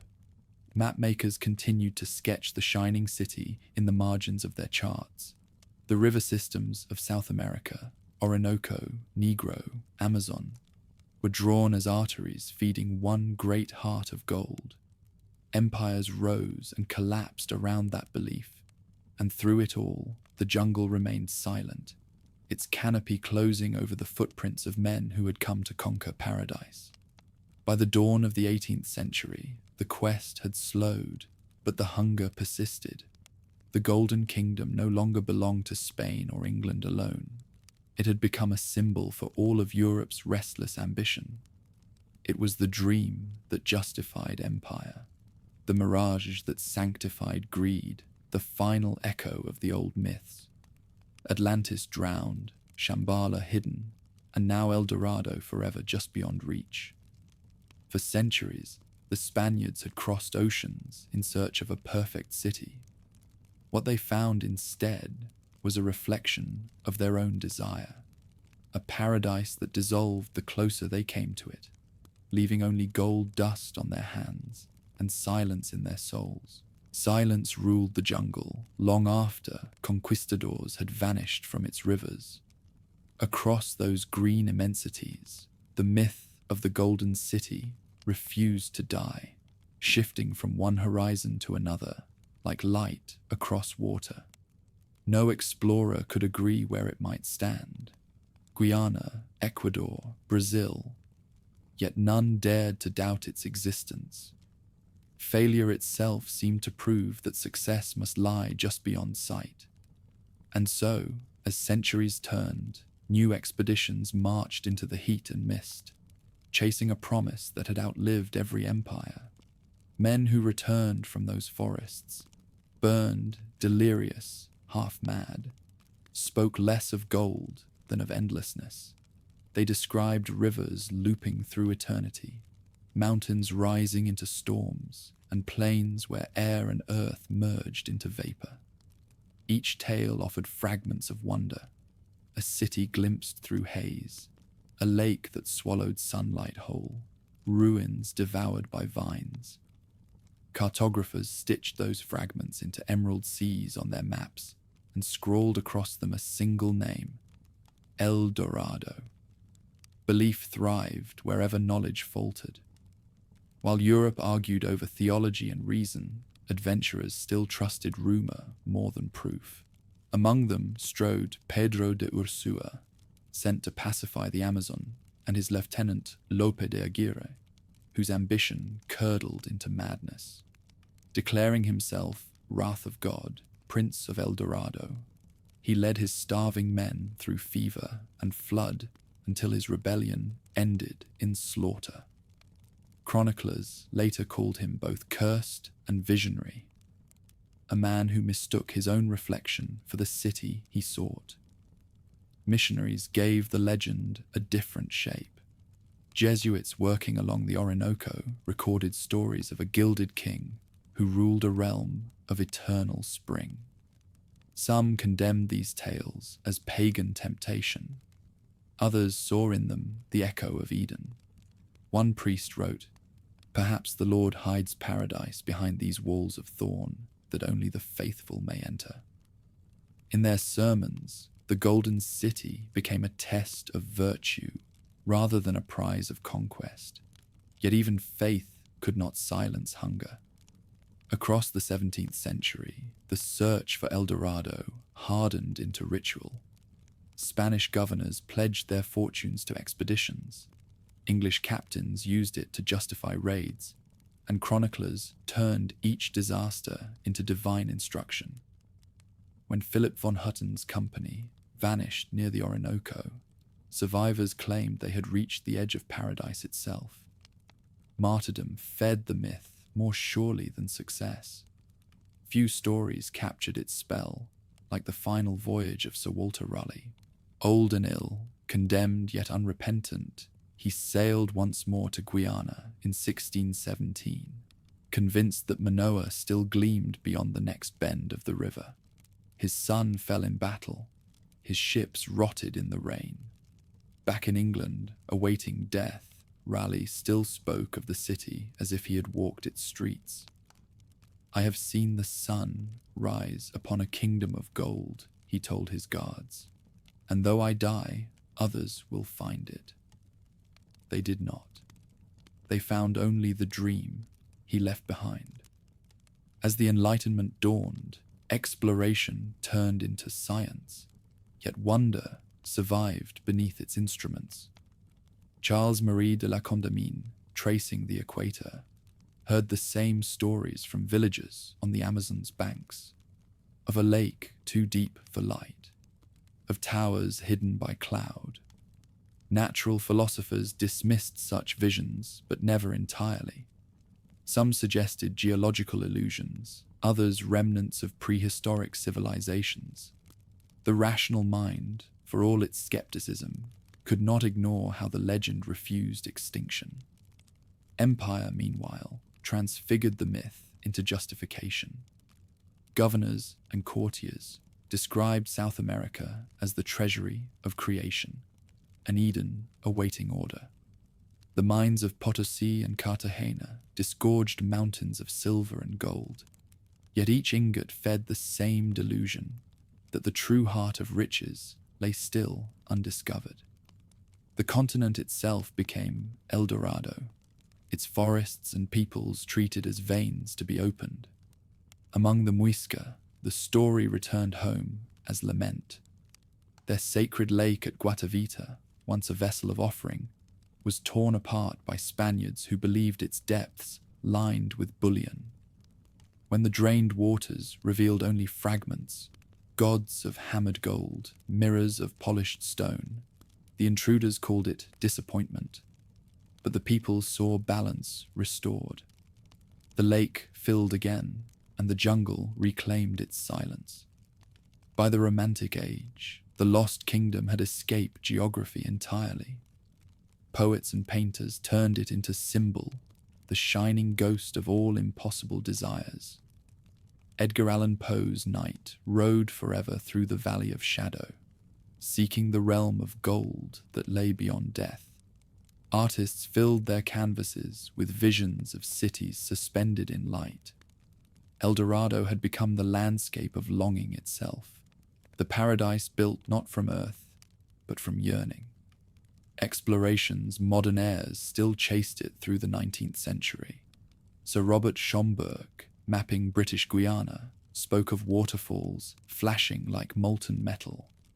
Alexander von Humboldt, though skeptical, called the myth the poetry of geography, admitting that it had led men deeper into truth by luring them with illusion. Each step of discovery was also a confession. The jungle's greatest treasure was not its gold, but the questions it inspired. That same fever claimed its last champion in Percy Fawcett, the British explorer who disappeared into Brazil in 1925 while searching for the city of Z. He believed he would find a lost civilization of perfect order hidden among the rivers. Letters found later revealed a faith indistinguishable from obsession. "The answer lies ahead," he wrote. "It calls, and I must go." Nothing more was heard. The forest absorbed him as it had all who came before. In the age of airplanes and radio, the myth persisted, less as map than mirror. Scholars spoke of collective archetypes, of the human need to believe in hidden perfection. Economists compared El Dorado to progress itself, the perpetual horizon, never reached, always promised. Psychologists called it projection. Poets called it faith. Whatever the language, the hunger was the same. The yearning to redeem the world through discovery, to turn darkness into gold. By the close of the 20th century, satellites had mapped every bend of the Amazon, yet the Golden City remained untouched. Its meaning had changed, but its light had not. For the modern imagination, El Dorado was the symbol of ambition's double edge, proof that the line between enlightenment and destruction runs thin as sunlight on a river. Long after compasses grew silent and governments claimed the last unknown lands, the legend continued to gleam in the human mind. It had never been a city to be found, but a question to be answered. What price will humanity pay for its dream of perfection? Somewhere between faith and folly, El Dorado still waits, not in jungle depths, but in every desire that glitters too brightly to be true. In the 19th century, the world began to shrink beneath the compass and the camera. The blank spaces that had once harbored gods and empires vanished under the advancing lines of surveyors. Oceans that had concealed Atlantis became lanes of steamships. Mountains that hid Shambhala were crossed by explorers armed with barometers and notebooks. Yet even as the age of reason illuminated the map, it could not extinguish the hunger for wonder. The more the world was measured, the more people longed for what measurement could not reach. Archaeology was the new priesthood of that longing. Across the Near East, spades struck soil where scripture and legend had long intertwined.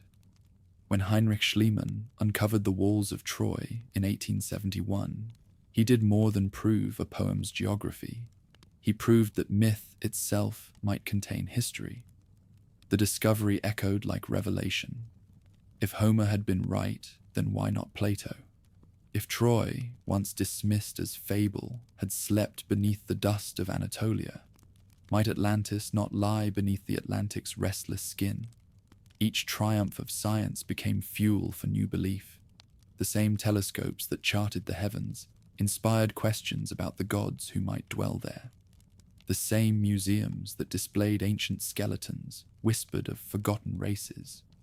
Scholars who read cuneiform tablets from Nineveh found within them the flood of Gilgamesh and the fall of divine cities, the very pattern that had shaped every lost civilization myth since Sumer.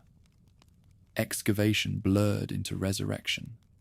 The modern mind, no longer content with faith, demanded evidence, yet sought it in the same ancient stories it claimed to transcend.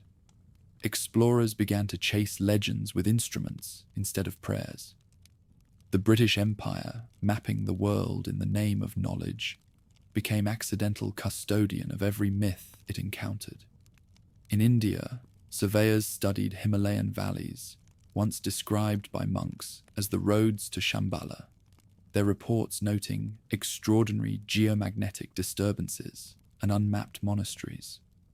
In South America, geologists analyzing river sediments rediscovered rumors of cities buried beneath the Amazon, remnants of civilizations dismissed as impossible by earlier colonizers.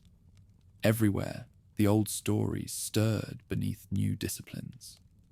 By the early 20th century, the rediscovery of Troy had inspired a generation of seekers who believed the boundary between legend and science was an error of imagination. They saw in each myth not fantasy, but encrypted history. To them, Atlantis was a geological event, Shambhala, an esoteric memory of real kingdoms in Central Asia, El Dorado, a distorted record of pre-Columbian cities awaiting excavation. What ancient poets had dreamed, modern science would uncover. Among these visionaries stood Percy Fawcett, a soldier turned explorer whose search for the city of Z fused the rigor of survey with the fervor of pilgrimage. His expeditions through Brazil's Mato Grosso were chronicled in reports that oscillated between military precision and mystical conviction. "I expect to find," he wrote, "the cradle of an ancient world, built upon order, not savagery." He vanished in 1925, leaving behind only his compass and his faith. To the newspapers of London and New York, his disappearance was tragedy. To the public, it was confirmation. Somewhere beyond the last mapped river, the modern world still met its mystery. In the deserts of Arabia, another myth was stirring. The Quran spoke of Iram, of the pillars, the Atlantis of the sands, a city of splendor destroyed by divine wrath. For centuries it had remained metaphor, a warning to those who defied heaven. Then, in the early 1990s, satellite imagery revealed strange patterns beneath the Rub al-Khali, ancient caravan routes converging on a buried settlement near Shaisra in Oman. Archaeologists uncovered ruins long hidden by sand, stone walls, pottery, traces of trade in frankincense. NASA's remote sensing team called it Ubar, the city of Iram, reborn. The headlines proclaimed, "Atlantis found in Arabia." Science had given myth a second life. For the first time, legends were not dismissed but pursued with data. Satellites that once spied armies now mapped forgotten civilizations. Sonar scanned ocean floors for signs of Plato's island. Each technological advance rekindled the same hope, that what had been imagined could now be proven. The Atlantic seafloor near the Azores, the Caribbean shelves off Cuba, the Aegean caldera of Thera all became candidates for the drowned empire. Expeditions set out with submarines, radar, and computer models, each finding formations that seemed, for a moment, to align with the philosopher's words. None yielded certainty, but every discovery kept the legend alive. The new century turned mythology into method. Anthropologists compared flood stories from distant continents and found their patterns identical. Civilizations punished by water, heroes who preserved knowledge through catastrophe, cities destined to rise again. Geologists uncovered evidence of abrupt sea level changes at the end of the last ice age, real events that might have engraved themselves into human memory as universal myth. The lost city had become shorthand for collective trauma, a memory of survival disguised as poetry. Meanwhile, mysticism adapted to modernity.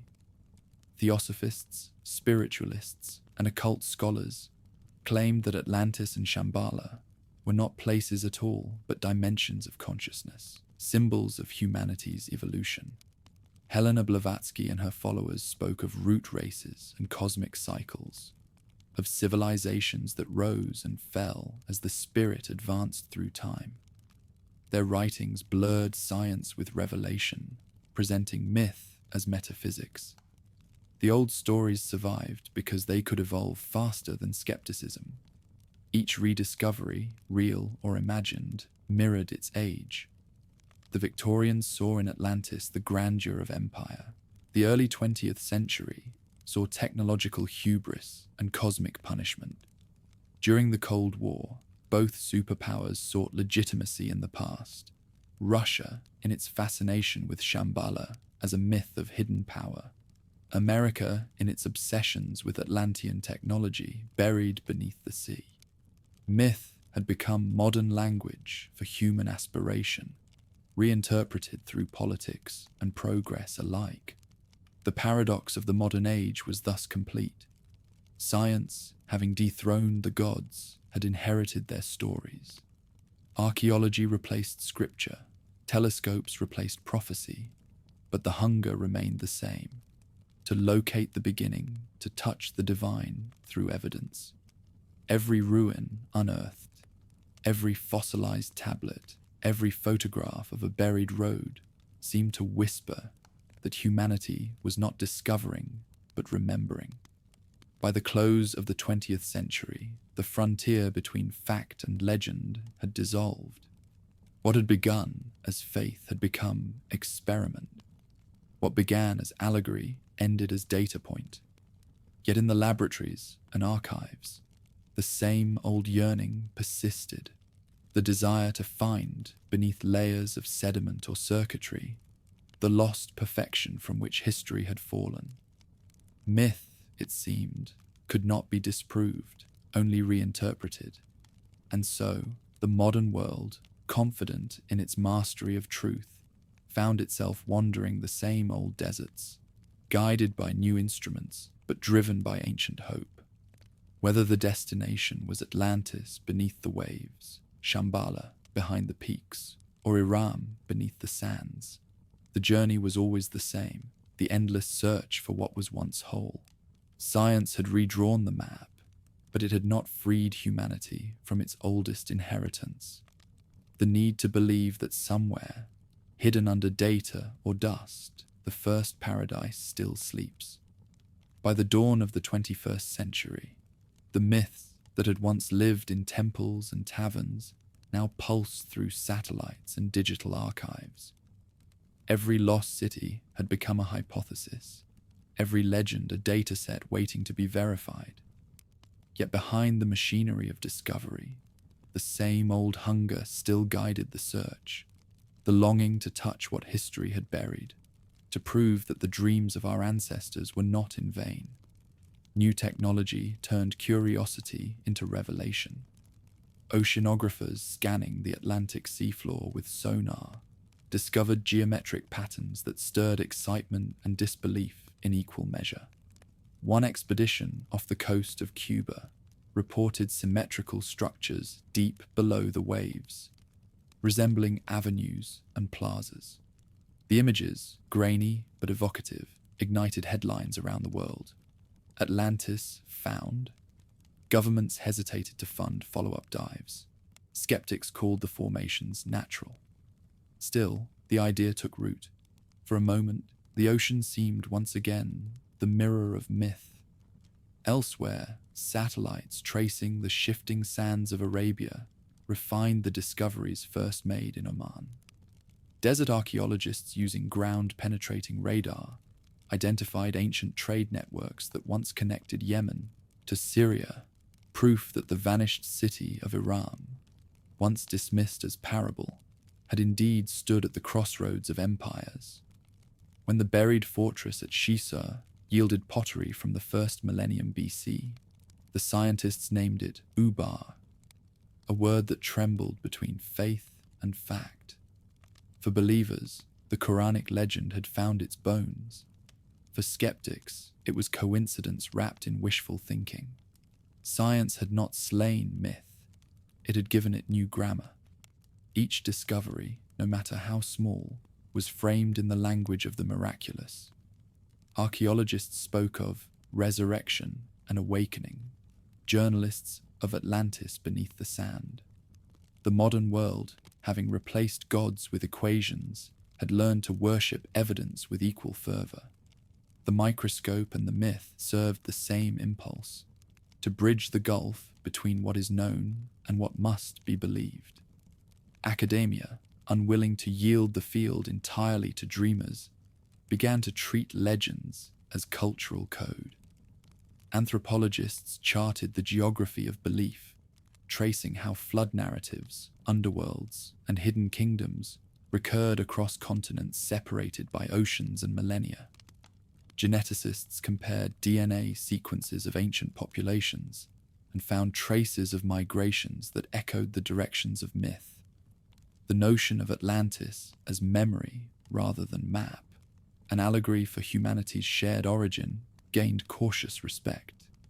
Science, once the enemy of wonder, had become its reluctant interpreter. Still, fascination bred excess. Pseudo-archaeologists filled bookstores with claims that satellites had located Atlantean runways in the Sahara, that ice cores from Greenland preserved records of a prehistoric empire destroyed by comet strike. Television turned discovery into spectacle. Documentaries promised answers between advertisements. In laboratories and living rooms alike, the line between evidence and imagination thinned.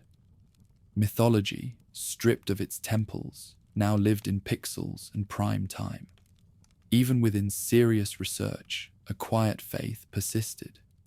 Marine archaeologists who descended in submersibles to survey the continental shelves confessed to feeling awe as sonar outlines emerged from the dark.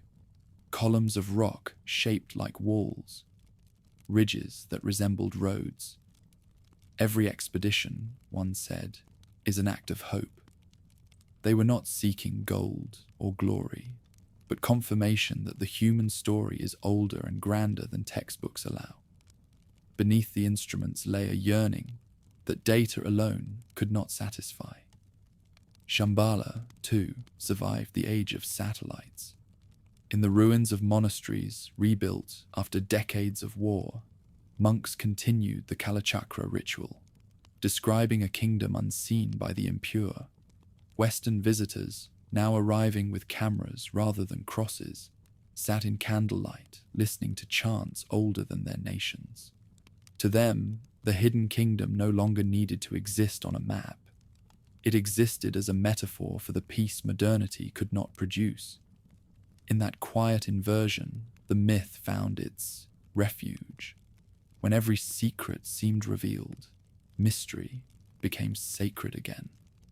The rediscovery of Troy had once proven that myth could turn to stone. The rediscovery of Ubar, that faith could turn to evidence.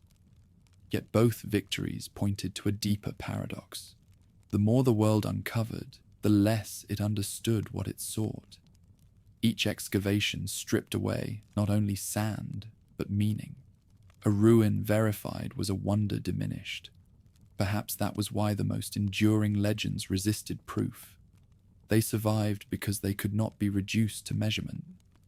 As the new millennium advanced, scholars began to speak of the archaeology of imagination. Their field was not physical ground, but the terrain of collective memory, the way civilizations encoded moral truths in landscapes. Atlantis embodied punishment for hubris, Shambhala, redemption through wisdom, El Dorado, the illusion of material salvation. Modern rediscoveries had changed their setting, but not their lesson. The myth still spoke of the same human dilemma. Knowledge without humility leads always to ruin. In that light, technology became a double-edged tool. The same satellites that traced buried cities also mapped the scars of deforestation. The same sonar that searched for Atlantis charted melting ice. Science, having fulfilled its promise to uncover the world, now revealed its fragility. The lost cities were no longer warnings from the past. They were prophecies of the future. Civilizations drowned by pride and neglect were no longer ancient allegories, but familiar headlines. Perhaps that is why the myths endure. They remind the modern age that progress and perdition share the same horizon. Atlantis warns of the sea that rises. Shambhala whispers of the wisdom that endures. El Dorado glitters with the vanity that blinds. Beneath data and theory, the same moral pulse persists. The world can be measured, but it cannot be owned. By centuries' end, the rediscovery of myth had come full circle. Archaeology had vindicated memory, and technology had revived awe. Humanity had walked through its desert of truth and found the mirage still waiting on the far side, unchanged, undiminished. The lost cities had not been recovered, but something older had been. The realization that wonder itself is the final inheritance. In laboratories and monasteries, deserts and oceans, the search continues, not for gold or glory, but for the confirmation that the past still speaks. Science and legend now travel together, uneasy companions under the same vast sky, chasing the same horizon where reason ends and belief begins. There, in that shimmering boundary between evidence and faith, the lost world forever waits. Even after the maps had been filled and the last blank spaces erased, humanity kept wandering. The search for lost cities did not end with discovery. It merely turned inward. What the ancients had imagined beneath the sea, behind the mountains, or within the jungle, began to flicker in the human mind itself. Atlantis, Shambhala, El Dorado, each once placed on the edge of the world, had become metaphors for the edges of the soul. In the silence following 2 world wars, the myth of progress cracked, and people looked again to older dreams for meaning. Archaeology, psychology, and philosophy converged upon the same terrain, the invisible geography of belief. Carl Jung wrote of archetypes rising from the collective unconscious, patterns as ancient as the myths that had shaped civilization. He called them the architecture of the mind, the inner Atlantis that lies beneath reason, the Shambhala where wholeness hides, the El Dorado of desire forever gleaming just beyond reach. For the first time, science itself began to suggest that myth was not false but inwardly true. The ruins unearthed across the 20th century deepened that realization. Excavations in Crete, Harappa, and Persepolis revealed not miracles but continuity, each civilization rising from the bones of another, each believing itself eternal. What scholars called layers of habitation, poets called memory. To stand amid those stones was to sense a pattern older than empire, that every city, no matter how mighty, carries within it the seed of loss. The fall of Atlantis, the concealment of Shambhala, the mirage of El Dorado, each reflected that hidden cycle by which human greatness dissolves into dust and dreams are reborn as stories. Historians of the post-war world, confronted with ruins of their own making, read those myths as mirrors of modernity. The drowned island became the allegory of technological arrogance, the paradise behind the mountains a symbol of spiritual exile, the golden kingdom the warning against material excess. Even amid skyscrapers and satellites, the patterns remained unchanged. Progress had delivered power, not wisdom. Knowledge had multiplied, but meaning had thinned. The world, illuminated by science, seemed once again in darkness. Artists turned to the old myths, not to escape modern life, but to diagnose it. Painters cast their cities half submerged in light. Sculptors built towers that seemed to drown upward. Poets invoked Atlantis as the shadow beneath civilization's brightness. The voice that asks whether reason alone can save what it creates. In literature, the lost city became the stage for humanity's oldest drama, the conflict between memory and forgetting.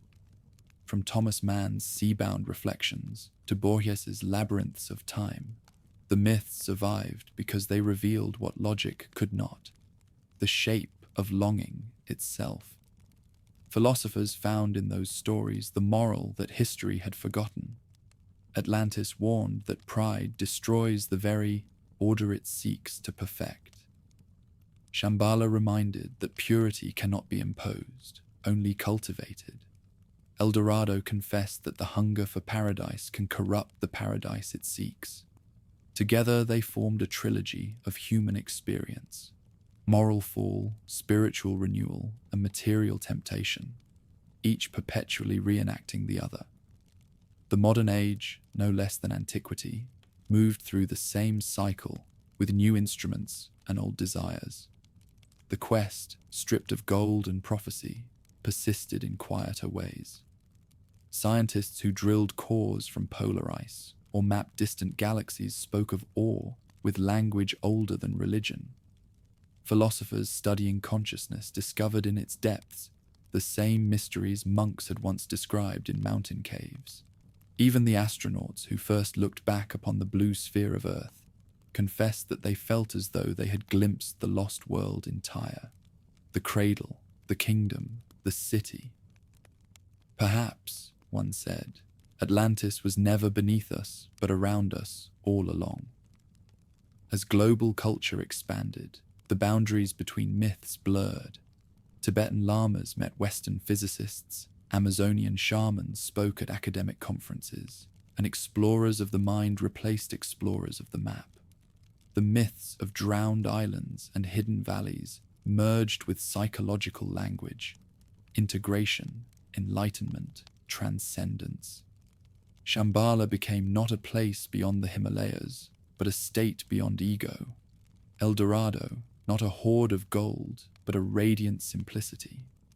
Atlantis, once symbol of punishment, turned into metaphor for memory, the desire to recover harmony lost when humanity chose power over balance.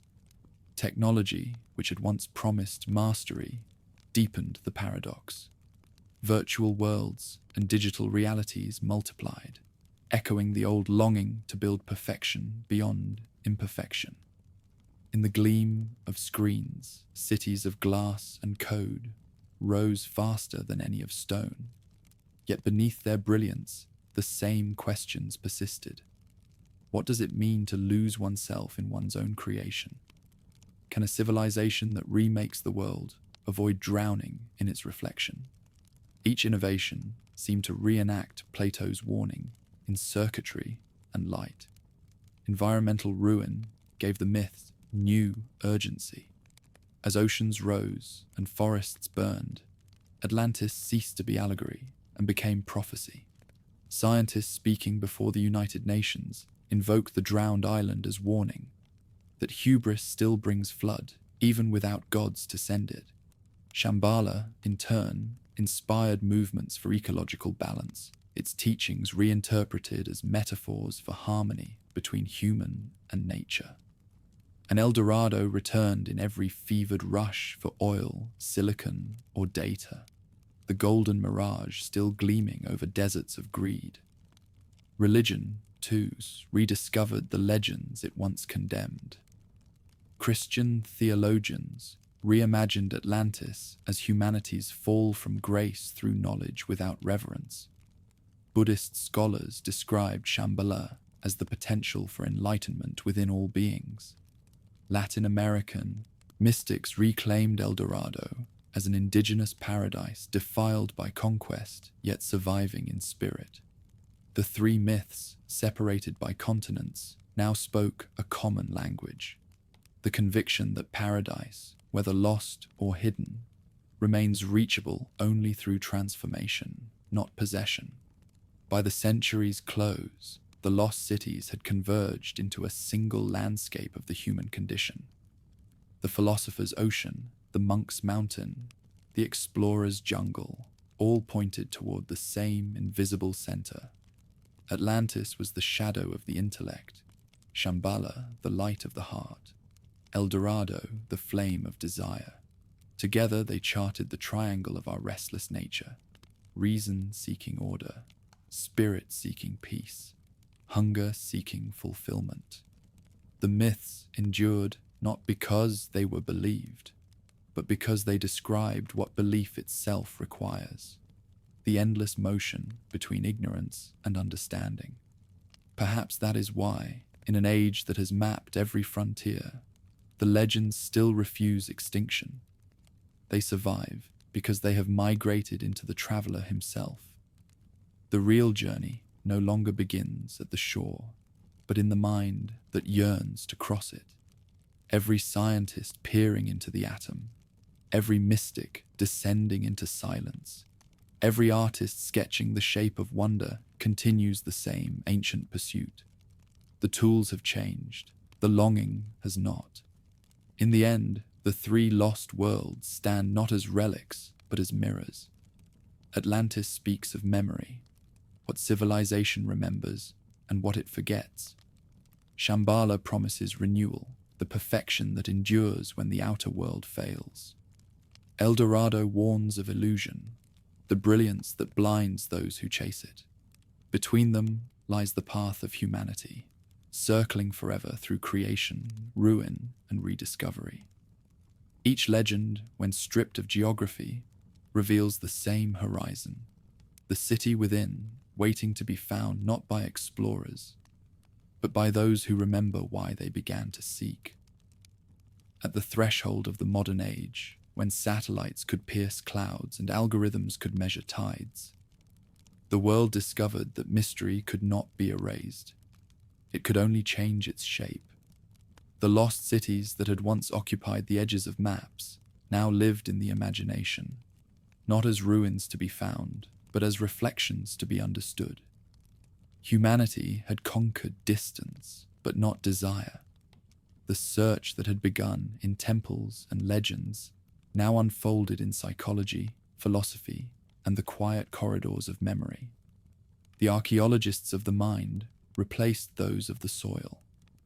The philosophers who studied consciousness spoke of layers as deep as any strata of earth, beneath thought, beneath language, beneath time. Each layer, they said, held relics, the mythic architectures of longing, fear, and faith that guided civilization long before history began. Jung called these fragments archetypes, but they were also cities. Atlantis sunk in the unconscious, Shambhala veiled in meditation, El Dorado gleaming at the horizon of desire. They were the landscapes of the human soul, shaped by emotion rather than erosion, revealed not through digging, but through remembering. Artists of the 20th century made those inner cities visible again. Painters filled canvases with drowned metropolises rising through blue light. Composers built symphonies around the rhythm of waves and bells that never rang. In the language of art, Atlantis was not destruction, but renewal, proof that even after collapse, beauty can resurface. Poets followed, turning the mythic into personal confession. When Yeats wrote of a terrible beauty born, he echoed the philosopher's warning and the explorer's dream that creation and ruin are inseparable, that every paradise carries its own flood. Spiritual movements found in the old triad, a framework for modern faith. New interpretations of the Kalachakra Tantra spoke of Shambhala as a state of inner revolution rather than a geographic refuge. To find it, one had to turn away from conquest and toward compassion. Western seekers, weary of material promise, crossed to Himalayan monasteries or inward through meditation, discovering that the kingdom's gates opened not in mountains, but in silence. As one Tibetan teacher said to a visitor, "You have come too far to travel. The road was behind your eyes all along." El Dorado, too, reappeared. In the stock exchanges of New York, in the glittering towers of cities built upon credit and hunger. The gold of the New World was no longer metal, but ambition, extracted not from mines, but from time and labor. Economies rose and crashed like waves, mirroring the same pattern that had once sent ships across oceans. The pursuit of infinite wealth proved, once more, that the lust for perfection can turn paradise into desert. El Dorado had merely changed currency. Even the myth of Atlantis, long buried under skepticism, resurfaced as metaphor for ecological loss. As glaciers melted and seas crept inland, the image of a drowned world no longer belonged to philosophers. It belonged to scientists, policymakers, and children learning of rising tides. What had once been allegory for divine punishment had become a warning written in climate reports. Civilization, it seemed, had finally made Plato's prophecy its own. Through these convergences, the myths merged into a single truth, that the lost cities were never destinations but diagnoses. Each one named an aspect of the same condition. Atlantis, the intellect corrupted by power. Shambhala, the spirit preserved through wisdom. El Dorado, the desire that devours itself. Together they formed a map of the human paradox, that the same forces which create greatness also destroy it, and that salvation lies not in escape, but in understanding. To stand at the end of this long journey is to see how circular it has always been. The earliest storytellers spoke of a paradise drowned or hidden. Their descendants sailed, climbed, and bled to find it. The modern mind, stripped of faith, yet starved of meaning, rebuilds it in dreams.